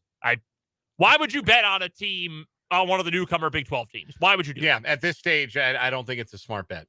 And he is on one of my favorite picks of the week, Rutgers minus 5.5 against Indiana. We are going to get bowl-eligible Rutgers in the first 2 months of the season. Indiana sucks. Is stinky. They are so bad. I think Rutgers covers that number. I'm uncomfortable by nature saying I'm going to put a real American currency on Rutgers to win a football game. It's just something that is still kind of alien to me. So that's why I passed on that game. But I think those are two good picks from Jake, and that's why he's tied with me for the lead. I know they had Michael Penix, who's obviously a stud, and he's no longer there because he transferred out. Was any program more fraudulent in the COVID year than Indiana? No, it was them. Yeah. Northwestern. But at least like Northwestern has a somewhat recent track Iowa record State of went to decent the teams. Fiesta Bowl. Yeah. But I mean, we expected Iowa State would be good, not that good. Pre-prime Colorado, it went 4-2, went to the Alamo Bowl. Yeah. Yeah, maybe. And they only played 6 games. Like 2020 Indiana went 6-2. At 6-1 in the regular season in their 7 games. Michael Penix Jr., man, great football player. They were ranked in the top 15. Yes, they were. Extremely fraudulent. I'm on Rutgers in that game as well. NFL picks for the week. I've got 2 favorites. One of them is, I guess I would call it my strongest pick of the week. This is the one I highlighted in our post that's over at 580wibw.com with all of our picks this week. I got Packers minus 1.5 in Denver, and it's the do or die game for Green Bay. I didn't go into this season thinking Green Bay was going to be good, as much as that makes me sad. I thought, like, okay, best case scenario, Love looks like the dude, and you're flirting with the final wild card. Like, that would have been a win for me. Well, the Packers just got embarrassed offensively by the Raiders in a road environment where they had 80% of their own fans in the building, then got a bye week, now play the worst defense in the league in the Broncos. If the Packers cannot win this game, it is over. It's done for 2023, which, again, pains me deeply. They have to win this game. I think they will be able to do so. Matt LaFleur, not a great record after bye weeks, but I'll take Green Bay there in Denver to pick up the win over the Broncos. And I've got Cleveland minus 3 against Indianapolis. I like Gardner Minshew a lot. I don't love Gardner Minshew having to start multiple weeks in a row. That Cleveland defense is nasty. I will take the Browns. I am playing the under in that game, under 40.5. Yeah, I like that. A lot of underplays in the NFL this week because I think the under last week was something like 12-2-1, something like that. And I think I saw earlier today, Darren Ravel tweeted that there's not a single game in the NFL where there's more money on the over than on the under. Wow. See, that tells me it overs. Yeah, this is the week the offense breaks out, right? That's interesting. I'm very excited for Patrick Everson from Vegas Insider, his weekly Sunday morning tweet storm of where all the money is going on all the bets. That's where I get my last second advice from. Great Twitter follow, by the way. So my two NFL picks this week, I will lay 2.5 points with Tampa Bay at home against Atlanta. This is a fade of the Falcons and a fade of Desmond Ridder. The Falcons have not covered in any of their last 5 games. He sucks too. And he's going on the road. And I'm comfortable fading Desmond Ridder. I'll pay to be wrong on this. Not that I think Tampa Bay and Baker Mayfield are great, but they played some decent football. And I think defensively, they'll have enough to throw at Ridder to make him play poorly. Honestly, I hope Tampa Bay wins because it would add a little extra intrigue to Thursday Night Football next week. That's true. Because it's Buccaneers-Bills, and everyone in the world is going to pick the Bills. So a hot Buccaneers team would add a little juice to that one. That is certainly true. And I'm also on this line, and everybody in the world, including our absent co-host today, is also on this game. Detroit catching 3 at Baltimore. The Ravens are a team that if you give me points against them, I probably am going to take them because the Ravens find ways to not win games. They're very much like the Chargers in that facet. Yeah. And Detroit has played really good football of late. I know it's outdoors. Baltimore's a good defense. Baltimore has been a tough place to play. I just think Detroit's the better team, and I will take points with the better team if you're going to give them to me.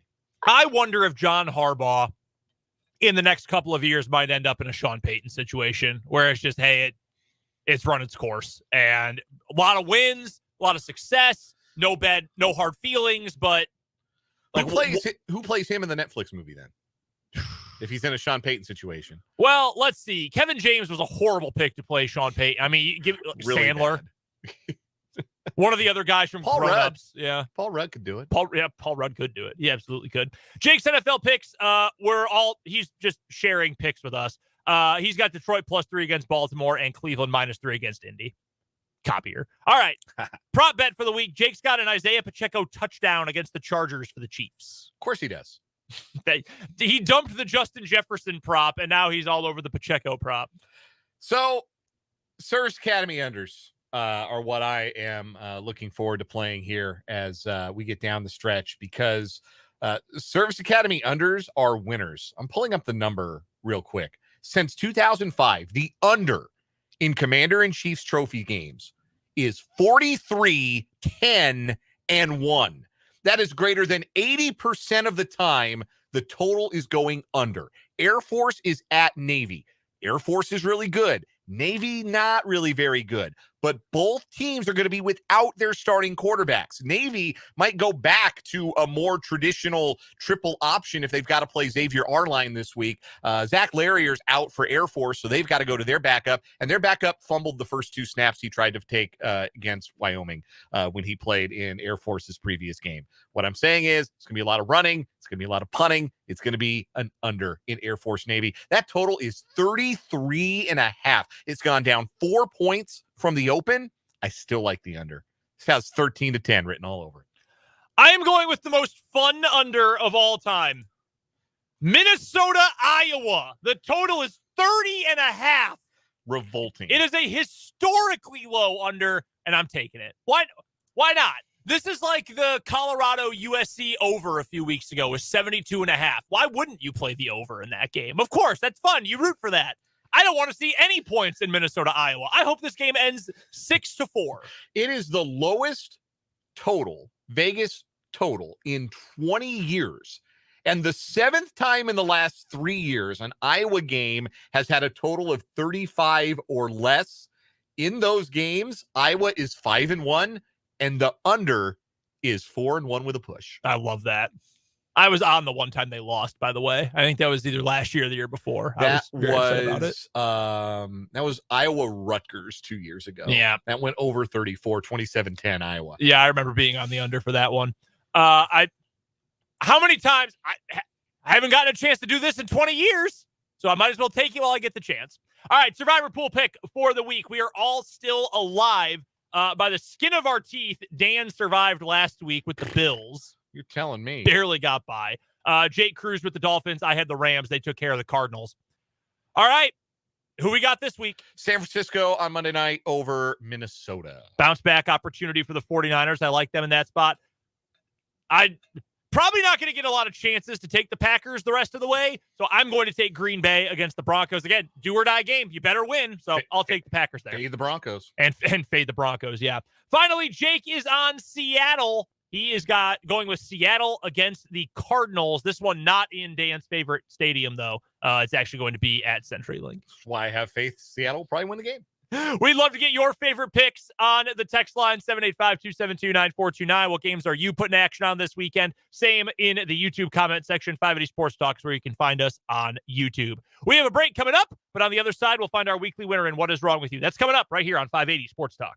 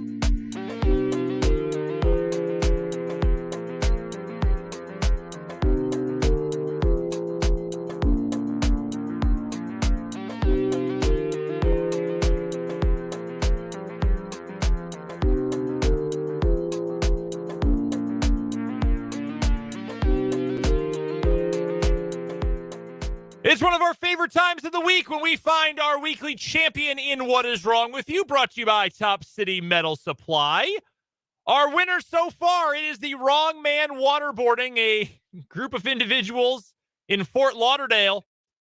We're trying to kidnap a guy. They kidnapped the wrong guy. They were successful in their kidnapping, but they did not kidnap the right person. Yeah. That did not stop them from holding a drill to the person and a gun to the person and also waterboarding the person before they finally decided, hey, maybe this person could help us find who we really wanted to kidnap.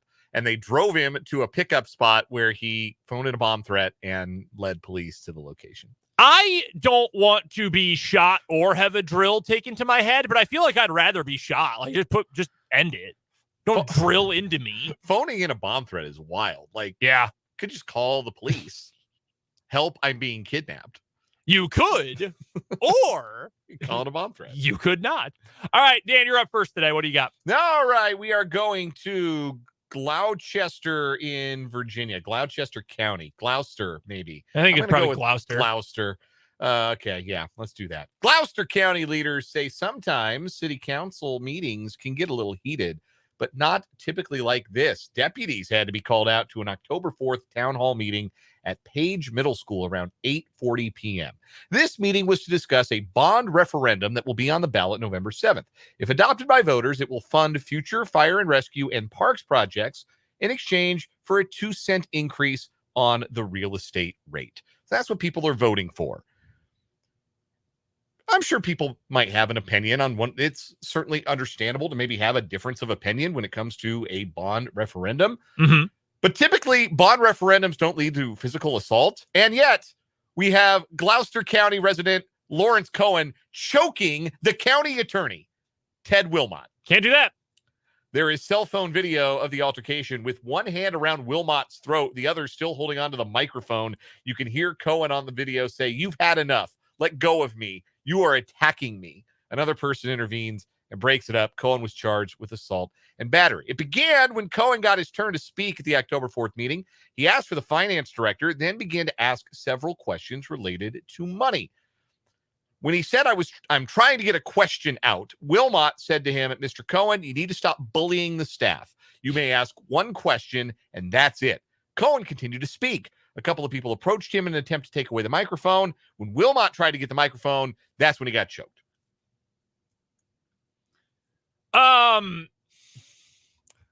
We do not have Cohen's side of the story. He was asked by Wavy TV. Great call letters. Yes, WAVY. If he wanted to share his side of the story, but he did not respond.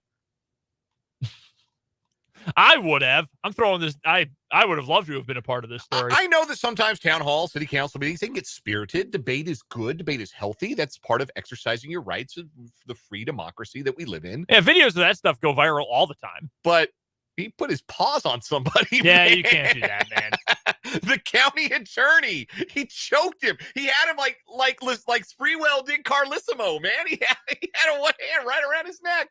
Yeah, your spirited debate and discussion and voicing your opinion and all of that, just fine and frankly important in American society. Can't put your hands on people. No. Once you start the physical attacks, that's when we've gone too far. That is when we've gone too far.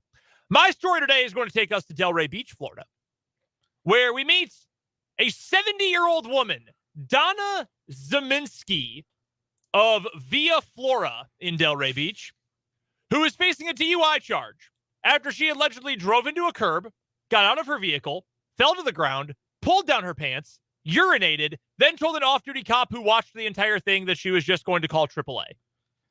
She is charged officially with operating a vehicle while under the influence of alcohol or drugs. The following is part of the narrative filed in the Delray Beach police report, which has been obtained by BocaNewsNow.com. Of course, it's near Boca.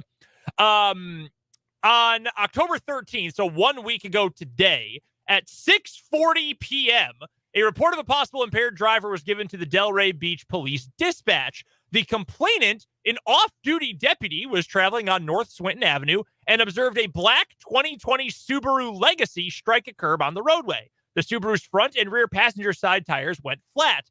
The Subaru turned eastbound onto East 16th Street and stopped a couple blocks later. The female driver opened the door, fell onto the ground. The driver then told the deputy she was okay. She was just called AAA. The driver then stood up and walked to a nearby residence's yard where she pulled down her pants and began urinating in the grass. Again, apparently while standing.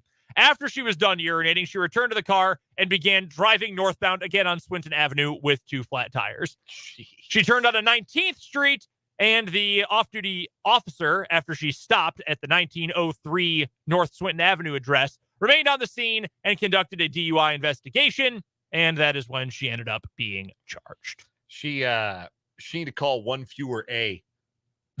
Yeah, no kidding.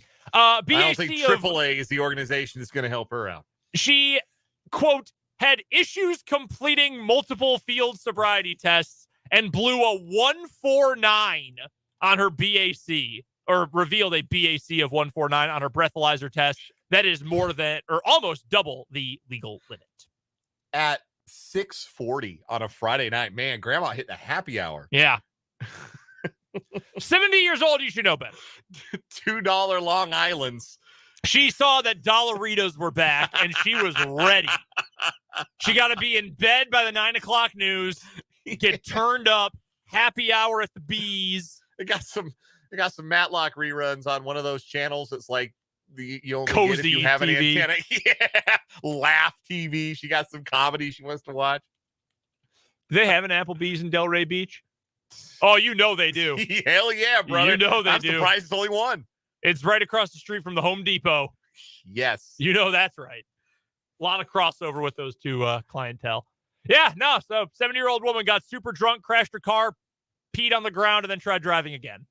You cannot do that with 2 flat tires. No, you can't do that. All right, who you got? I'm going to go with the guy who choked somebody out at a town hall. He was presumably sober when he did it. Yeah, I'm with you. Well, presumably anyway. I'm with you on that. I don't think that takes down the wrong man waterboarding, though. No. That is so extreme. Yeah, it's a lot. You waterboard somebody? Like, what were they?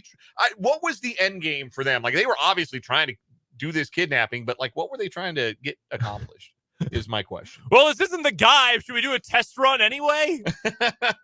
Apparently, that was the logic. Get in a little practice. That is our winner for today and our winner for the week. The Wrong Man Waterboarding in What Is Wrong With You. Sponsored by Top City Metal Supply. They cut the metal you need to your specifications. That saves time, money, and material. Never settle when it comes to metal with Top City Metal Supply on South Topeka Boulevard, halfway between Frito-Lay and Forbes Field, right here in the capital city. When we come back on the other side of this timeout, we will hear from Andy Reid and Travis Kelce speaking before the Chiefs take on the Chargers this weekend. That's up next right here on 580 Sports Talk.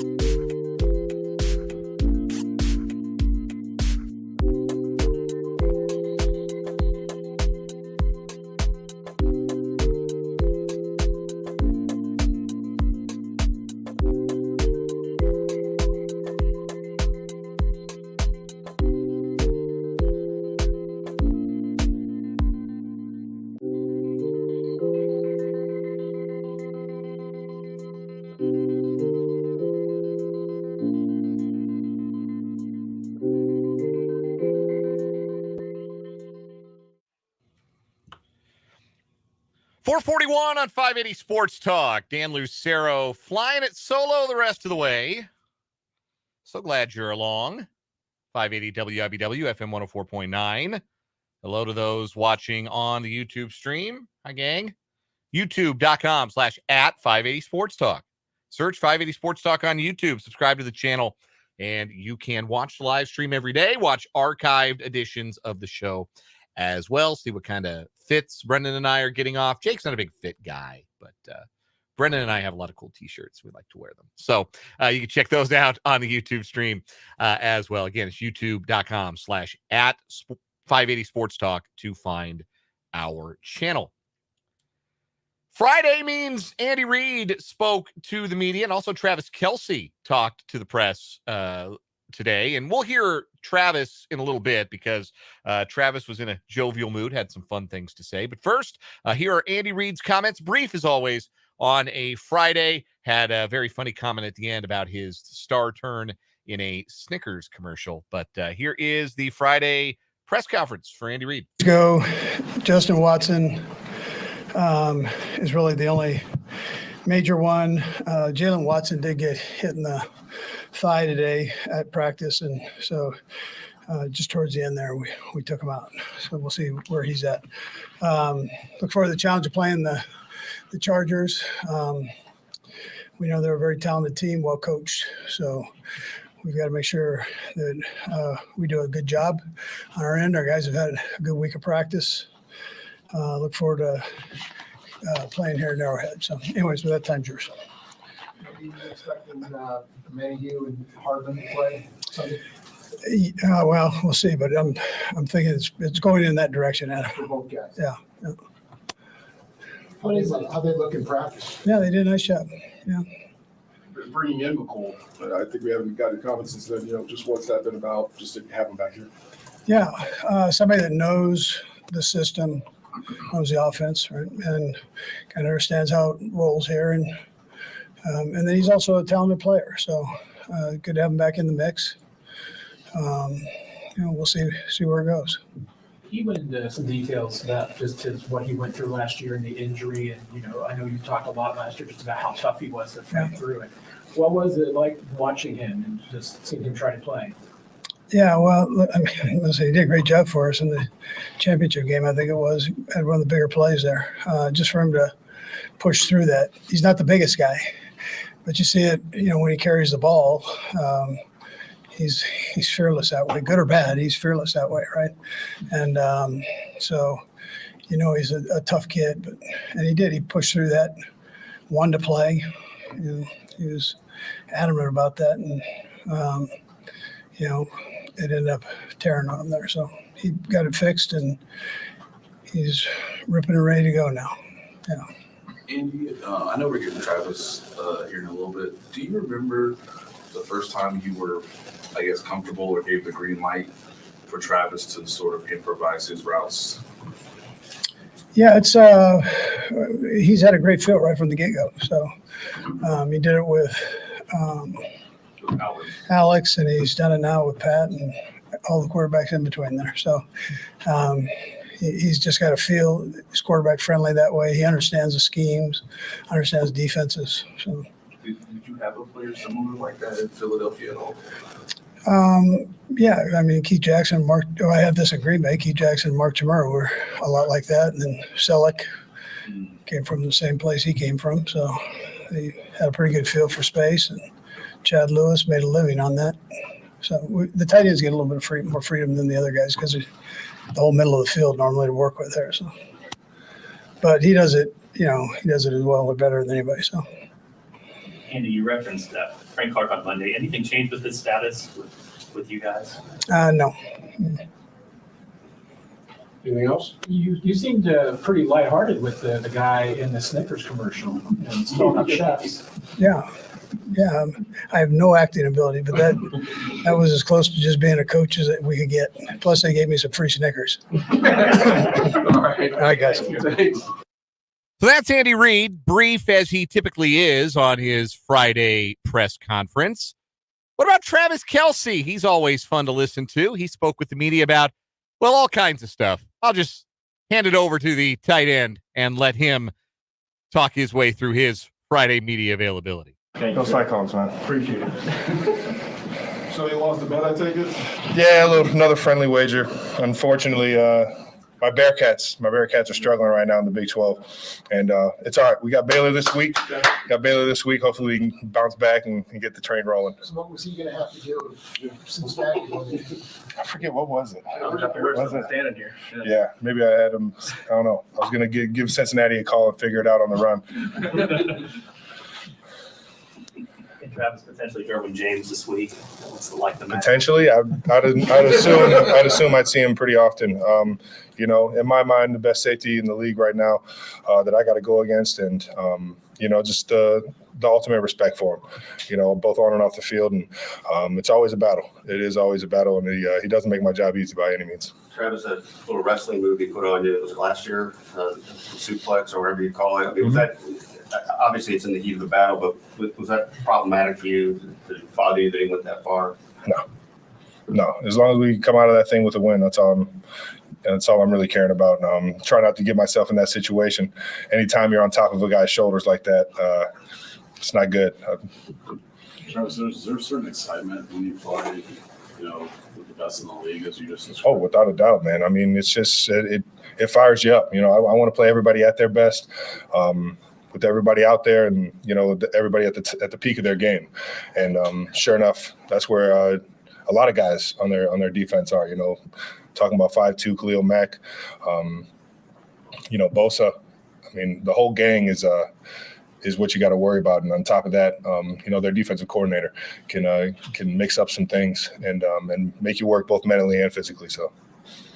Travis, how much do you value the time you get to spend with your brother, even during a mini week, going through? Family time is priceless, man. Anytime you can get around your loved ones, I mean, you got to take advantage of that. And unfortunately, during the football season, or because of football season, I don't get to see them in person. New Heights, our podcast has been able to, kind of bring together what we've really been missing since college days. But, any chance I get to go and hang out with them or see my mom and dad, I'm always jumping at the bit. Did you guys anticipate the popularity of that podcast when you started? I don't think either one of us could have anticipated it is where it is now. Both of us having great seasons last year, meeting up in the Super Bowl obviously has a lot to do with that. But everybody getting to know my brother more from a personal standpoint, getting the offensive lineman a little bit more face time. I think that's been awesome, and people have really appreciated that. Travis, big picture, what do you see from the offense right now for you guys? I see us moving in the right direction, to be honest. I mean, we're not putting up the points that we want. But at the same time, we got good direction on where we can clean things up and where we can, move forward. And that's the biggest thing, because we got guys that are finding their roles, that are getting more comfortable into their roles. And it's just going to keep going from there. Guys are every single week, you see them flying around a little bit faster at practice, attacking the ball a little bit differently. And all that's going to translate into the game as long as we just keep, working our tails off like we have been. What did you say to McCall when you came back in the building? Just gave him a big old hug. Good to have the guy back, man. It's crazy when you get a guy like Nicole who's got a big personality, friends with everybody on the team, a brother to everybody on the team, both offense and defense. When you get a guy like that back in the building, it lights everybody up. It gives everybody that good mojo. It was similar to when, a guy like Blake Bell came back, it's just you like to see the good guys come back, and sure enough, you'll see them out there flying around having a blast on Sunday. We'll go last three. Vahe, Aaron, and Nate. Goodbye. Travis, how'd you enjoy the return to SNL, and did you enjoy the theme of the skit? Man, it was funny. Yeah, obviously didn't know what was gonna go down, and just decided to hit SNL last second, and they asked me if I wanted to kind of end the skit that was about me and Taylor's takeover of the NFL games, which was hilarious. I loved every bit of it, and it was laughing my tail off during the skit. And to be honest, I don't even remember saying anything. I hoped I read the card right. And the electricity and just the energy from the crowd and just being up there, it felt like I was hosting it all over again. And are you kind of in their Rolodex? I mean, they'll just call you out. Yeah, I mean, they haven't kicked me out yet, which is a good thing. So we'll see. We'll see next time I'm in New York if they let me back in. Aaron? You and Taylor is a very popular Halloween costume coming up this year. What do people have to have if they're going to dress up as you for their costume? Man, the mustache is slowly starting to disappear, but I'll tell you what, man, that stash in the 87 jersey was pretty iconic there for a little bit. And it was and I had it when I met Taylor for the first time. So I guess just my stash, and then maybe what is it? Who knows, man? What else? Football, maybe? Oh, maybe a bracelet or something. I don't know. Nate? Travis, I have two questions actually. The first one is, how much of this year's October is similar to you from last year's October? Just trying to get better as the season goes along, but also winning games. Well, I mean, every single year is different, and then you get dealt, different challenges. And right now, I just feel like we're hitting stride as a unit, as a group, and everybody's not getting frustrated with it. We're still trying to, build it, like I said earlier, and find where everybody's role is in this offense. And it's just going to keep growing from there. But I think October and November is that year, or the 2 months throughout the year where you really build the team, and you can't get frustrated with the downs. Yeah, and lastly, when you were here in 2013, you guys played a lot of games at noon or 1 o'clock. Yeah. How unique is it for you to start your career kind of in that sort of point of where the team is to now being in prime time? Obviously, you're going to go to Germany here in a couple weeks. Having 2 Thursday night games, just the uniqueness of this schedule compared to maybe when you were a rookie or your first year on the team. Yeah, I mean, it's just it's hats off to what Coach Reed has been able to build here. I think that the primetime games are that's what you play for, in my mind. I do love a good 1 o'clock noon game, at mid-afternoon game where it ends with the lights on and everything. But there's something about that primetime game and being the only show on that just gets you excited, even just coming into the stadium. And that's when you really want to show out for your friends and family and all the people that helped you along the way. So it's really what Coach Reed and the coaching staff and everybody's been able to implement here as a culture. And I've just been fortunate to kind of see it develop from beginning to where it is now. That is Travis Kelce. Always fun to hear from Travis as he speaks to the media, because he'll talk about anything. I mean, they covered a lot of ground there, from the matchup against the Chargers to his SNL appearance. At the beginning, there was a reference. He showed up with Cyhawk head on. The Cyclone, the Cyclones mascot, the Iowa State Cyclone mascot head. It's how he showed up to the press conference, because Iowa State, of course, beat his alma mater, Cincinnati, earlier this week. So he had the Iowa State mascot head. I don't think Cyhawk's the name of the mascot. That's the name of the trophy that they play for. But Travis Kelce showed up in a mascot head like Lee Corso. And always entertaining. Never a dull moment when number 87 is behind a microphone.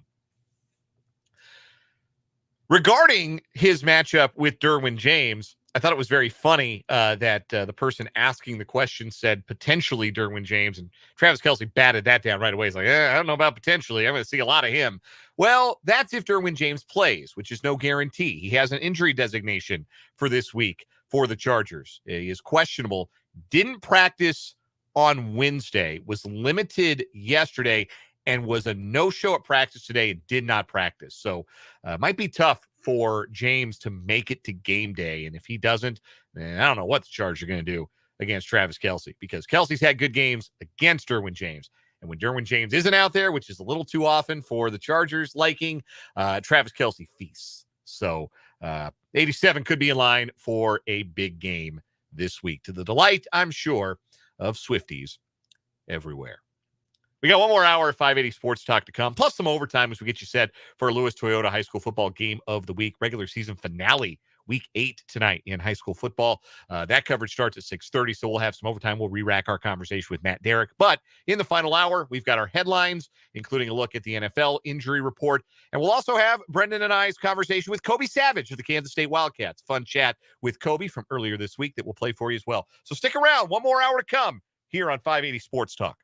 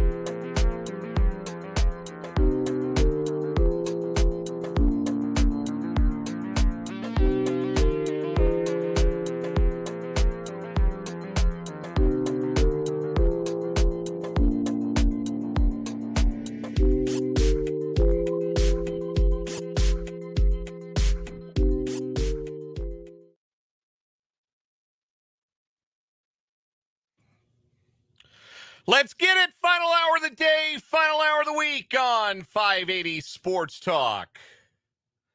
Hi, hello, and how are you? Hope you've had a great Friday, a red Friday here on the program. I am Dan Lucero, solo dolo for this final hour of the show. Brendan Wrzinski is off to North Topeka Seaman Stadium. Seaman and Piper, our Lewis Toyota High School football game of the week tonight. We'll have pregame coverage getting underway at 6:30 and the kickoff tonight at 7 here on 580 WIBW, FM 104.9.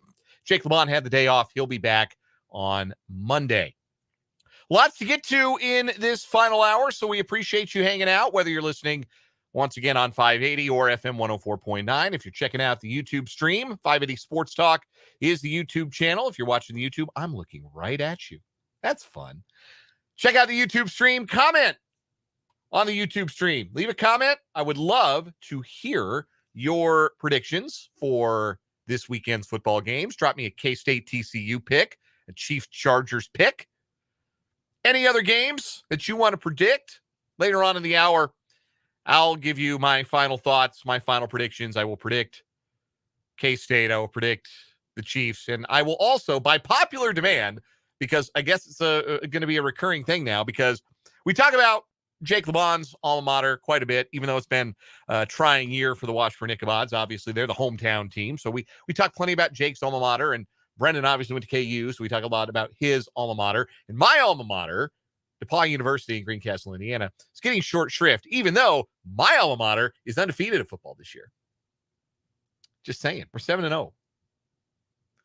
And we got Wittenberg this week. Huge game in the North Coast Athletic Conference. I'll let you know what I think of that one later on in the show, too, because I'm not kidding when I say popular demand. Multiple people have texted the program and asked, Dan, who's DePauw got this week? So we'll make it a thing. Why not? We talk about Jake and Brendan's alma maters all the time. We'll give a little love to mine a little bit later on in the hour here. Also later on in the hour, and I should mention, speaking of the text line, that is also open to you to drop your predictions and let me know what you think of the program or what you think of how the football games will go this weekend or anything else on your mind. 785-272-9429 is the text line number. Also coming up later this hour, earlier this week, Brendan and I spoke with Kobe Savage, the senior defensive back for the Kansas State Wildcats, who had 2 interceptions in last week's win over Texas Tech. So we are going to play that chat for you, our conversation with Kobe Savage coming up a little bit later on this hour. But we begin the final hour of the show, as we always do, with our 580 Sports Talk headlines. And we start, as we typically do on a Friday, with some Chiefs news.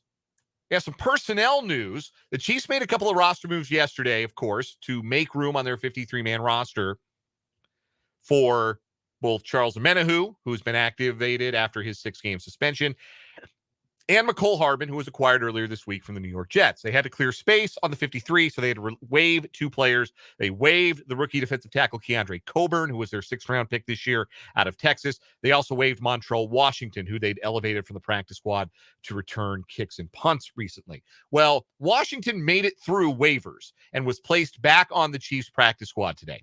Coburn did not. Coburn was claimed today by the Denver Broncos. So the Chiefs lose a 6th-round pick for nothing, which that's not great. You know, it's not ideal to have a draft pick, anybody that you spend draft capital on, play 1 snap, literally. Well, 9 snaps. It was 9 snaps total. 1 game, 9 snaps. And that's all you get, and then you lose them for nothing on waivers. That's not ideal. You don't want that to happen. But I also don't think it's indicative of bad scouting or bad evaluation or bad process or bad roster management. It's just the way things go when you've got a deep roster. Sometimes guys are going to get squeezed out. When you have a deep roster and you're trying to win a championship. If you were prioritizing player development and Keandre Coburn couldn't crack the lineup and you release him and get snatched up right away, that doesn't reflect well on your process, I don't think. But that's not where the Chiefs are in the cycle, the competitive cycle. Obviously, they have a super deep roster. They're very deep at defensive line, and They kind of just had to cross their fingers and hope they could sneak Coburn through waivers, and they could not. And he goes not far, stays in the AFC West, signed by the Denver Broncos today. So that is what happened with the two players who were waived yesterday by the Chiefs. As for their game on Sunday against the Chargers, only two players will go into the game with an injury designation. Those two players are Justin Watson and Jalen Watson. Justin Watson is not a surprise. He dislocated his elbow last Thursday. That's not a tape it up and let's get out there kind of injury. He did not practice all week, and he will not play. He is listed as out for Sunday. Jalen Watson was injured in practice today. If you listen to Andy Reid's press conference that we played in the 4 o'clock hour, he mentioned that he got hit in the thigh during practice, late in practice today, and so he was listed as being limited, and he is listed as questionable. So the Chiefs' cornerback depth could potentially take a hit for Sunday's contest. What about the Chargers? Well, the big headliner on their injury list is Derwin James, who was limited yesterday but did not practice today. Was not at practice, did not participate. And so he is listed as questionable for Sunday's game. If Derwin James can't go, the depth at that position, already pretty slim, has also taken a hit with Alohi Gilman being ruled out with a heel injury. So the Chargers could be down 2 of their 3 top safeties. And that's already not a position group that has played particularly well. If you heard our conversation with Michael Peterson, who covers the Chargers for Bolts from the Blue, we had him on in the 2 o'clock hour. And if you missed it, you can check it out either on the archived video on the YouTube stream. If you're watching the YouTube right now, you can rewind the live video, or you can go to our podcast page, 580wibw.com, hover over the podcast tab, click 580 Sports Talk, and you can get hour-by-hour breakdowns of the show, including the 2 o'clock hour today where we talked to Michael Peterson.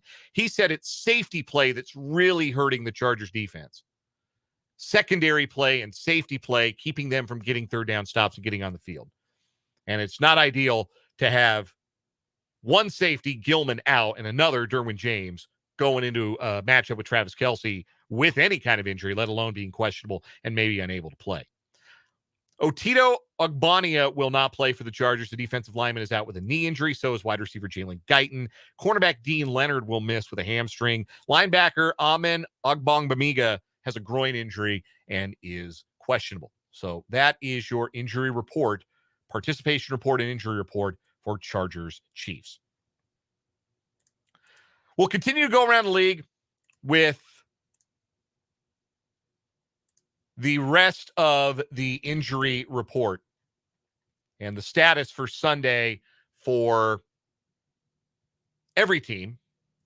For some of you, this is valuable information financially, maybe gambling purposes, maybe fantasy football purposes. However you choose to use it, that's none of my business. I'm just interested in who's going to play and who's not. So let's tell you who's going to play and who might not. Lions, Ravens. That's going to be the game we get on local Fox television here. If you're in Topeka, you're within the sound of my voice. That's going to be the game. A large swath of the country is going to get Detroit, Baltimore on Fox at noon. Lions will once again be without David Montgomery. He's out with a rib injury, but Jahmyr Gibbs does not have an injury designation, so he should play. Lions guard Jonah Jackson is out with an ankle. Wide receiver Josh Paschal, questionable. Running back Craig Reynolds, questionable. Tight end James Mitchell, questionable. So a bunch of skill guys questionable, but clean bill of health for Amon-Ra St. Brown and a clean bill of health for Jahmyr Gibbs for the Lions. Ravens will be without Marcus Williams, still dealing with a hamstring injury, and cornerback Kevon Seymour is out with an ankle. Raiders, Bears. This game is so gross. This is just a disgusting football game. And that's if both teams were going to have their starting quarterbacks, and neither team is going to have their starting quarterbacks. Jimmy Garoppolo out with a concussion. Justin Fields out with a right thumb injury. So Brian Hoyer will start for the Raiders. Tyson Bagent will start for the Bears. Raiders will also be without a pair of cornerbacks, Nate Hobbs and Jacorian Bennett. Bears will be without running back Roshan Johnson, defensive back Eddie Jackson, offensive lineman Nate Davis, and defensive back Terrell Smith. Offensive lineman Dan Feeney and Darnell Wright are both questionable, as is DB Jaquan Brisker. He's working through a groin injury. But the big injuries in those games, obviously, the starting quarterbacks are out. That game could be hideous. Browns-Colts. Deshaun Watson questionable for the Browns. He was back at practice today working. Been a while since he's practiced with that right shoulder injury. Obviously didn't play last week. He's listed as questionable. So is cornerback Greg Newsome, running back Kareem Hunt. Linebacker Sione Takitaki is out with a hamstring injury. Colts will be without Kylan Granson. He has a concussion. The tight end is out. So is offensive tackle Braden Smith. Wide receiver Alec Pierce is listed as questionable. Bills Patriots. Bills are one of the heaviest favorites. They might be the heaviest favorite of the week in the NFL. Last I saw, they were 8.5-point favorites in Foxborough against New England. They will not have defensive tackle Ed Oliver. He's out with a toe injury. Tight end Quentin Morris out with an ankle. You probably didn't know who that was. And then he caught the winning touchdown for the Bills on Sunday Night Football. But he injured himself on the play, and he will not play this week. Patriots will not have offensive lineman Riley Rife. He's out with a knee. Defensive lineman Keon White is concussed and will not play. Linebacker Josh Uche is out as well. And then because it's Bill Belichick, everybody else on the roster is listed as questionable. And I don't care enough about the fortunes of this team, and I don't think it's important enough because they stink to go through a list of 30 guys who are questionable. So I'm not going to do it. You can't make me, Bill. Deal with it. Commanders-Giants. Commanders don't have anybody with an injury designation, so they got that going for them, which is nice. Giants will still be without left tackle Andrew Thomas and center John Michael Schmitz. Backup tackle Matt Pert is out as well. Their offensive line is just so beat up. Daniel Jones is questionable. So is Evan Neal, their right tackle. And cornerback Adoree Jackson questionable as well. No injury designation for Saquon Barkley. He's good to go. Falcons-Buccaneers. No injury designation for the Falcons as they go to Tampa Bay. Buccaneers could be without nose tackle Vita Vea. He's got a foot injury. He is questionable. Steelers-Rams in L.A. as we get into the late games now. Steelers will not have tight end Pat Freiermuth out with a hamstring injury. Kyron Williams out for the Rams. He's got an ankle injury. Wide receiver Ben Skoranek is questionable. So is linebacker Ernest Jones and defensive back Darion Kendrick, who's questionable because he got arrested earlier this week. I don't know if you saw that story. We may not have told that story here on the rundown on the headlines, but Darion Kendrick got arrested caught a weapons charge. ESPN does say he expects to play despite his arrest. That's why he's listed as questionable, but that's why he's questionable. He's got the NIR personal designation because he got arrested, caught a charge. Not what you want. Cardinals, Seahawks. Speaking of heavy favorites, Seahawks are the other team favored by more than a touchdown in the league this week. 7.5-point favorites over Arizona. Kyler Murray is back practicing, but he is not going to be ready to go. He is listed as out. So too, cornerback Antonio Hamilton, safety Jalen Thompson, wide receiver Zach Pascal questionable with a neck injury. Budda Baker, their star safety, questionable with a hamstring injury. Seahawks list wide receiver DK Metcalf as questionable with a hip injury. Also, 3 offensive linemen are questionable. Jake Curhan, the right tackle, or he's been playing right tackle with Abe Lucas hurt. Phil Haynes, who's been subbing in at guard for the injured Damian Lewis. And center Evan Brown, who is their nominal starter. They're all questionable. No injury designation for Damian Lewis, who is arguably Seattle's best lineman on the interior. So he should be back, and that'll ease some of that stress on a banged-up offensive line. Packers at Broncos. Packers list Devondre Campbell, as doubtful with an ankle injury. Running back Aaron Jones is questionable. Offensive linemen Elgton Jenkins and Yosh Nijman are both questionable. Quay Walker at linebacker. Jair Alexander and Eric Stokes at corner. And Darnell Savage at safety, also questionable for the Packers. Only one Bronco with an injury designation. That's Greg Dulcich. He's out with a hamstring. Remember, he was promoted off of IR or activated off of IR last week. And if you saw him play against the Chiefs last week, you were paying really close attention because I think he caught one pass and re-injured the hamstring, and he's out again. Finally, the Sunday night game, Dolphins, Eagles. This should be a banger of a game in Philadelphia. Dolphins will not have Jalen Ramsey. He was elevated from IR, activated. I got to get the vocab right. Activated from injured reserve. He's in the 21-day window, though, so he is still listed as out with his knee injury. Xavier Howard is questionable with a groin injury for the Dolphins as well at cornerback. Eagles will not have safety Reed Blankenship or cornerback Bradley Roby. So a lot of good injury news for skill guys. Not a lot of real notable skill guys turning up on the injury report for this week. But that is your look at the injury report across the NFL. Continuing our 580 Sports Talk headlines, we have the latest development in sign stealing gate, because as is required by law, every scandal in sports has to be something gate. That's just how we do it. I didn't make the rule. I just abide.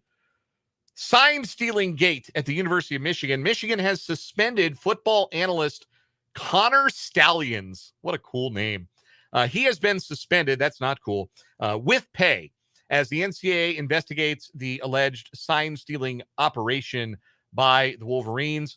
Stallions was identified late last night, reporting by ESPN's Pete Thamel, as a person of interest in the investigation into whether Michigan violated an NCAA rule by scouting future opponents in person at games. The NCAA prohibited this in 1994. And the reason they prohibited this, and this is not a joke, is because teams didn't want to fly their scouts to different towns and cities to watch other games. There were teams that just didn't want to do it or couldn't afford it or felt like they couldn't afford it. And so the NCAA says, fine, nobody gets to do it. Even though in-person scouting is sort of like the lifeblood of like sports, like advanced scouts are a thing in every sport, you can't really do it in the NCAA because they got a rule against it. A source has told ESPN that the Wolverines have used an elaborate, that word in quotes, scouting system to steal signs from future opponents since at least 2021. And Stallions, a graduate of the U.S. Naval Academy, a retired captain in the U.S. Marine Corps, and a person who was hired as an off-field analyst at Michigan in May of 2022, is right now the fall guy, to the point where the NCAA enforcement staff has sought access to his computer as part of its investigation. Michigan and the Big Ten were told of the investigation Wednesday, and the conference said it notified the Wolverines' future opponents, including Michigan State, who hosts Michigan on Saturday. The Athletic reported, and this is what blew my mind, and this is extremely funny to me. I'm not going to be high horse guy about sports cheating in every case, because it's more rampant than we realize, because this is a billion-dollar industry, and if you want to keep your job in the billion-dollar industry, you better win. And so we shouldn't be surprised that some people occasionally try to bend and twist the rules to their favor. See the 2017 Astros. Speaking of the Astros, we'll get to them in the MLB playoff roundup. But according to The Athletic, Michigan State considered not playing the game on Saturday, citing concerns about the health and safety of their players. I swear to you, I am not making that up. That is the reporting from The Athletic and Brendan Quinn. Upon learning of the pending investigation, this is from Quinn's article yesterday, Michigan State initially warned the Big Ten it might consider not playing Saturday's game out of concern for health and safety of its players. On Thursday morning, Michigan State confirmed it will play the game. You don't say. Now, the reason this is even a thing is because the NCAA hasn't yet put into place the radio system that the NFL has used forever and always to communicate directly into the ear of the quarterback or into the ear of the defensive captain, the green dot, as we call them. Yeah, they don't use electronic communication in college football. That's why you have those ridiculous signboards, like somebody standing on the sideline, some graduate assistant or the fifth string walk-on quarterback holding up a sign with the Hamburglar, the Indiana Pacers logo, a B-2 bomber jet, and a Lego man. And that means something. based on what other signals are going on. And sometimes there are multiple placards, and sometimes there are 4 or 5 different walk-on quarterbacks giving hand signals, wearing different color hats. And the coach will give hand signals, and sometimes they'll hide them behind a big sheet. That's how signs are given in college football. And it's not exactly a secret. Like, those signs, they make it on the broadcast. That's how I know what they look like, because they're on the broadcast. And if you were a sharp code breaker, I'll bet if you really dug in, if your job depended on it, perhaps, you could probably sit and just watch a game on TV and watch the signals and maybe get a pretty good idea of what the other team was going to run.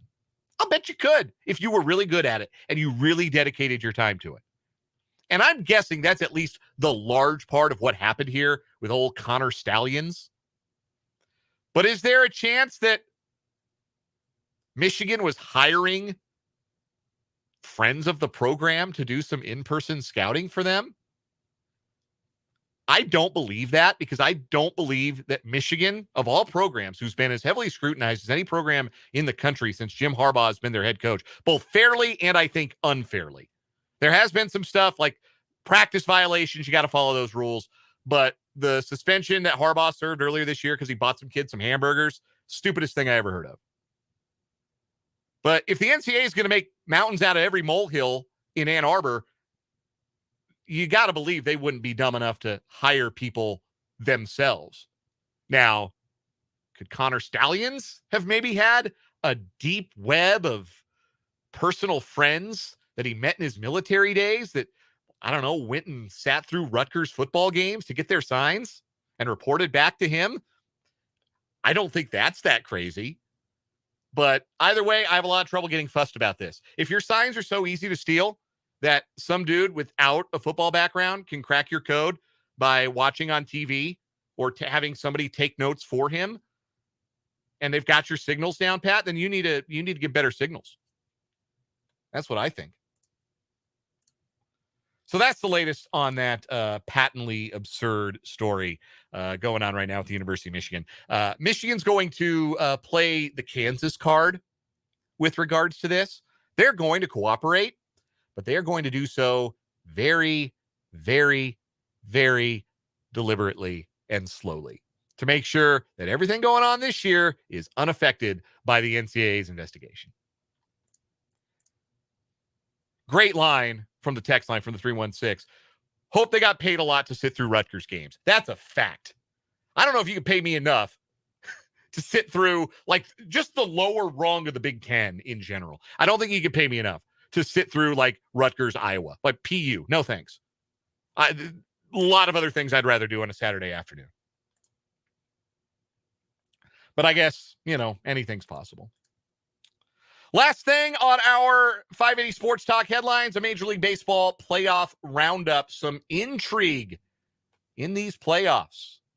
Finally, right? I mean, it's been a minute since we've had some real intrigue in this postseason. The Arizona Diamondbacks got a game off of the red-hot Philadelphia Phillies last night. A walk-off winner in Game 3 of the NL Championship Series. Ketel Marte's single with the bases loaded against Craig Kimbrell, delivering the D-backs a 2-1 win and making the series 2-1 in favor of the Phillies. Game 4 of that series is tonight. I missed who the Phillies are going to start on the mound. I'm looking that up right now. It's going to be a bullpen game for both teams. Christopher Sanchez, rookie left-hander for the Phillies. Joe Mantiply, who is a reliever by trade. Sanchez at least started some games, but Mantiply is a reliever by trade. He's going to start for the Diamondbacks. Meanwhile, pivotal Game 5. You notice how it's always a pivotal Game 5 when the series is tied at 2? Series is tied at 2. Game 5 is always pivotal. And we've got more drama in Arlington. The Astros and the Rangers through 5 innings, deadlocked at 1. Alex Bregman's first inning home run put the Astros in front, but Texas has struck back in the 5th, a solo home run for Nathaniel Lowe. So that game is all square, one apiece, a pitcher's duel, just like in Game 1 between Justin Verlander of the Astros and Jordan Montgomery of the Rangers. The Astros evened the series, by the way, with a 10-3 win over the Rangers last night. So this game 5, the Astros have an opportunity to take the lead in the series, but either way, they have home field back in the series. Even if Texas wins tonight, games 6 and 7 are at Minute Maid Park. And as it stands, we are likelier than not, with the state of the current series, to get Houston and Philadelphia in the World Series again, which is what we got last year. Does anybody remember the last time we had the same World Series matchup in back-to-back years? It's only happened once in the expansion era, which you'd expect. Happened as a matter of course, like you go way back when there were only 8 teams in each league. It used to happen all the time. Yankees-Dodgers was the World Series like every year from 1941 to 1956, it felt like. Not exactly every year. I used when I was younger, and I guess I still do this, but I'm pretty good at remembering like trivia. And one of the pieces of trivia I'm really good at remembering is World Series winners and matchups. Like if you spot me a year, I can generally get you the series winner and the series loser. And through about the early 50s, I don't miss. I don't. Now, it gets a little shaky when you get into the 40s. But if ever I was like, my friends used to introduce me to people and say, yeah, this is Dan. He knows everything about sports. He's like a sports almanac. Here, give him a year and he'll tell you who played in the World Series. And if I got a wise ass who would give me a year in like the 1940s, I'd just tell him it was the Yankees and the Dodgers. And they would seem satisfied with that answer because it was probably right. Or I'd give him Yankees Cardinals. Or sometimes I would really know the answer. Like 1945, Tigers over Cubs. But, yeah, it's been a while. You've had a while to think of the trivia question. 77-78, Yankees-Dodgers, back-to-back years. Of course, same result both years there with the Yankees beating the Dodgers in the World Series both times. That is your 580 Sports Talk headlines. We're going to take a break. When we come back, we will hear from Kobe Savage of the Kansas State Wildcats as we continue on 580 Sports Talk.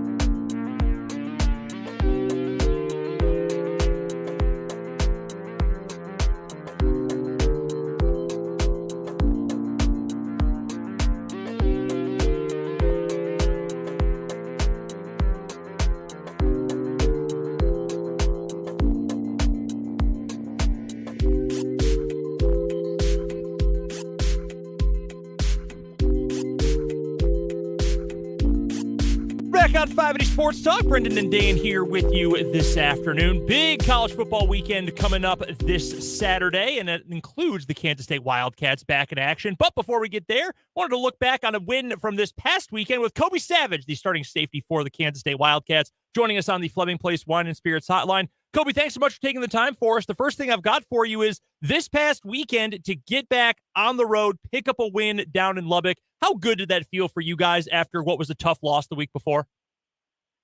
It felt really good just being able to get that road win and play in a tough environment such as Texas Tech and Lubbock.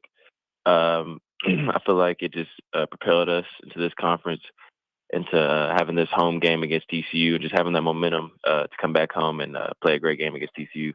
What was last week in practice like for you guys? Because playing that Friday night game and coming up short in it, then you're left a little bit extra long to sit and stew and to think about that Oklahoma State game. What was your mindset and what was the team's mindset going into this Texas Tech game after Oklahoma State?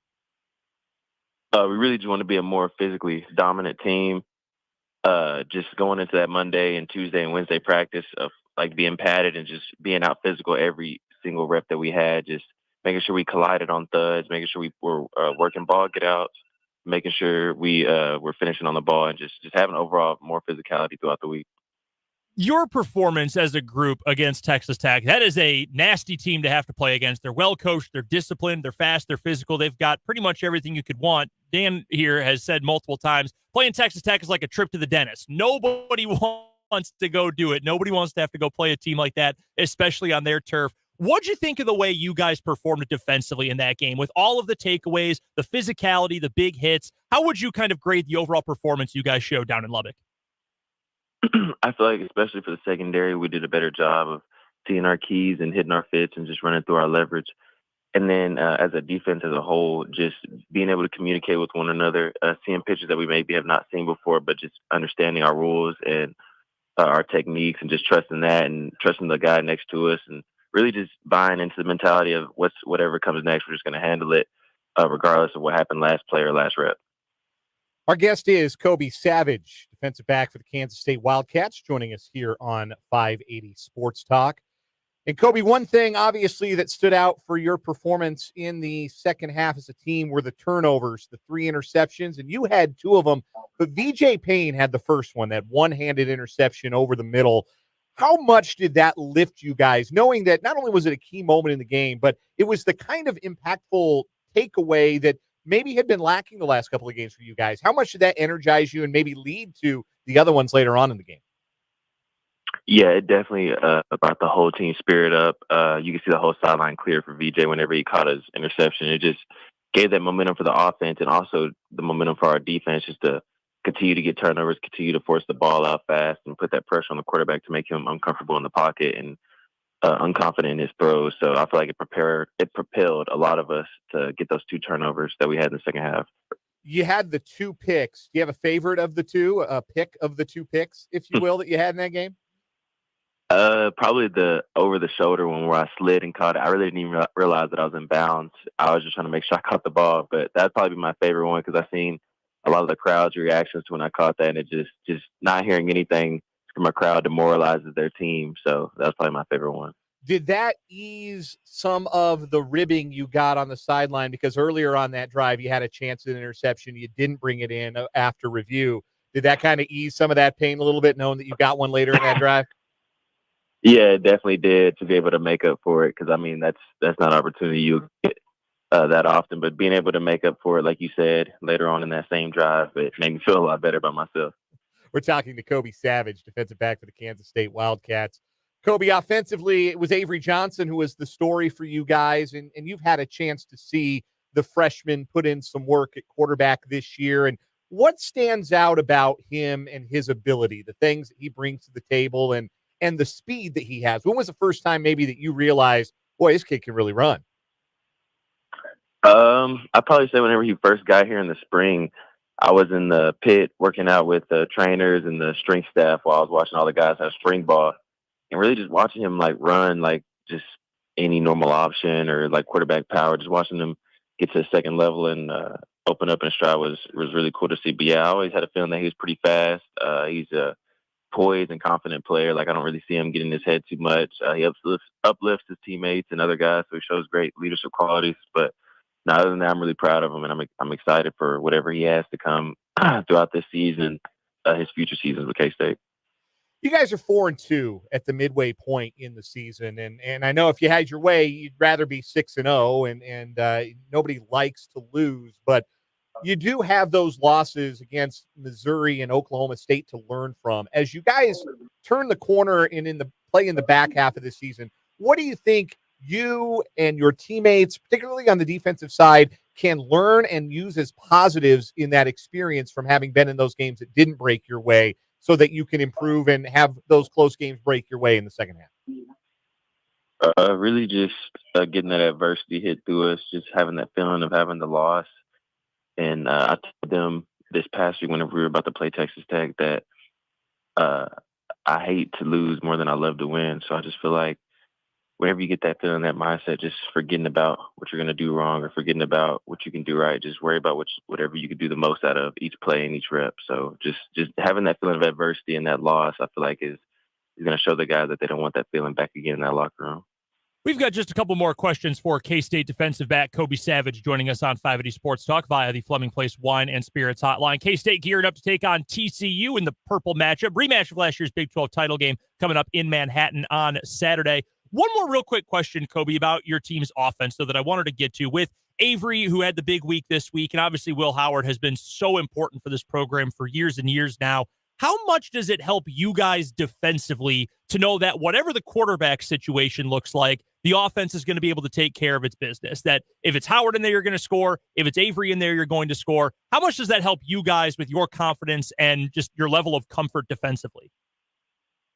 Yeah, like you said, it's just two different ways you can attack a different defense with our offense having a passing quarterback or more versatile quarterback in the run game, such as Avery.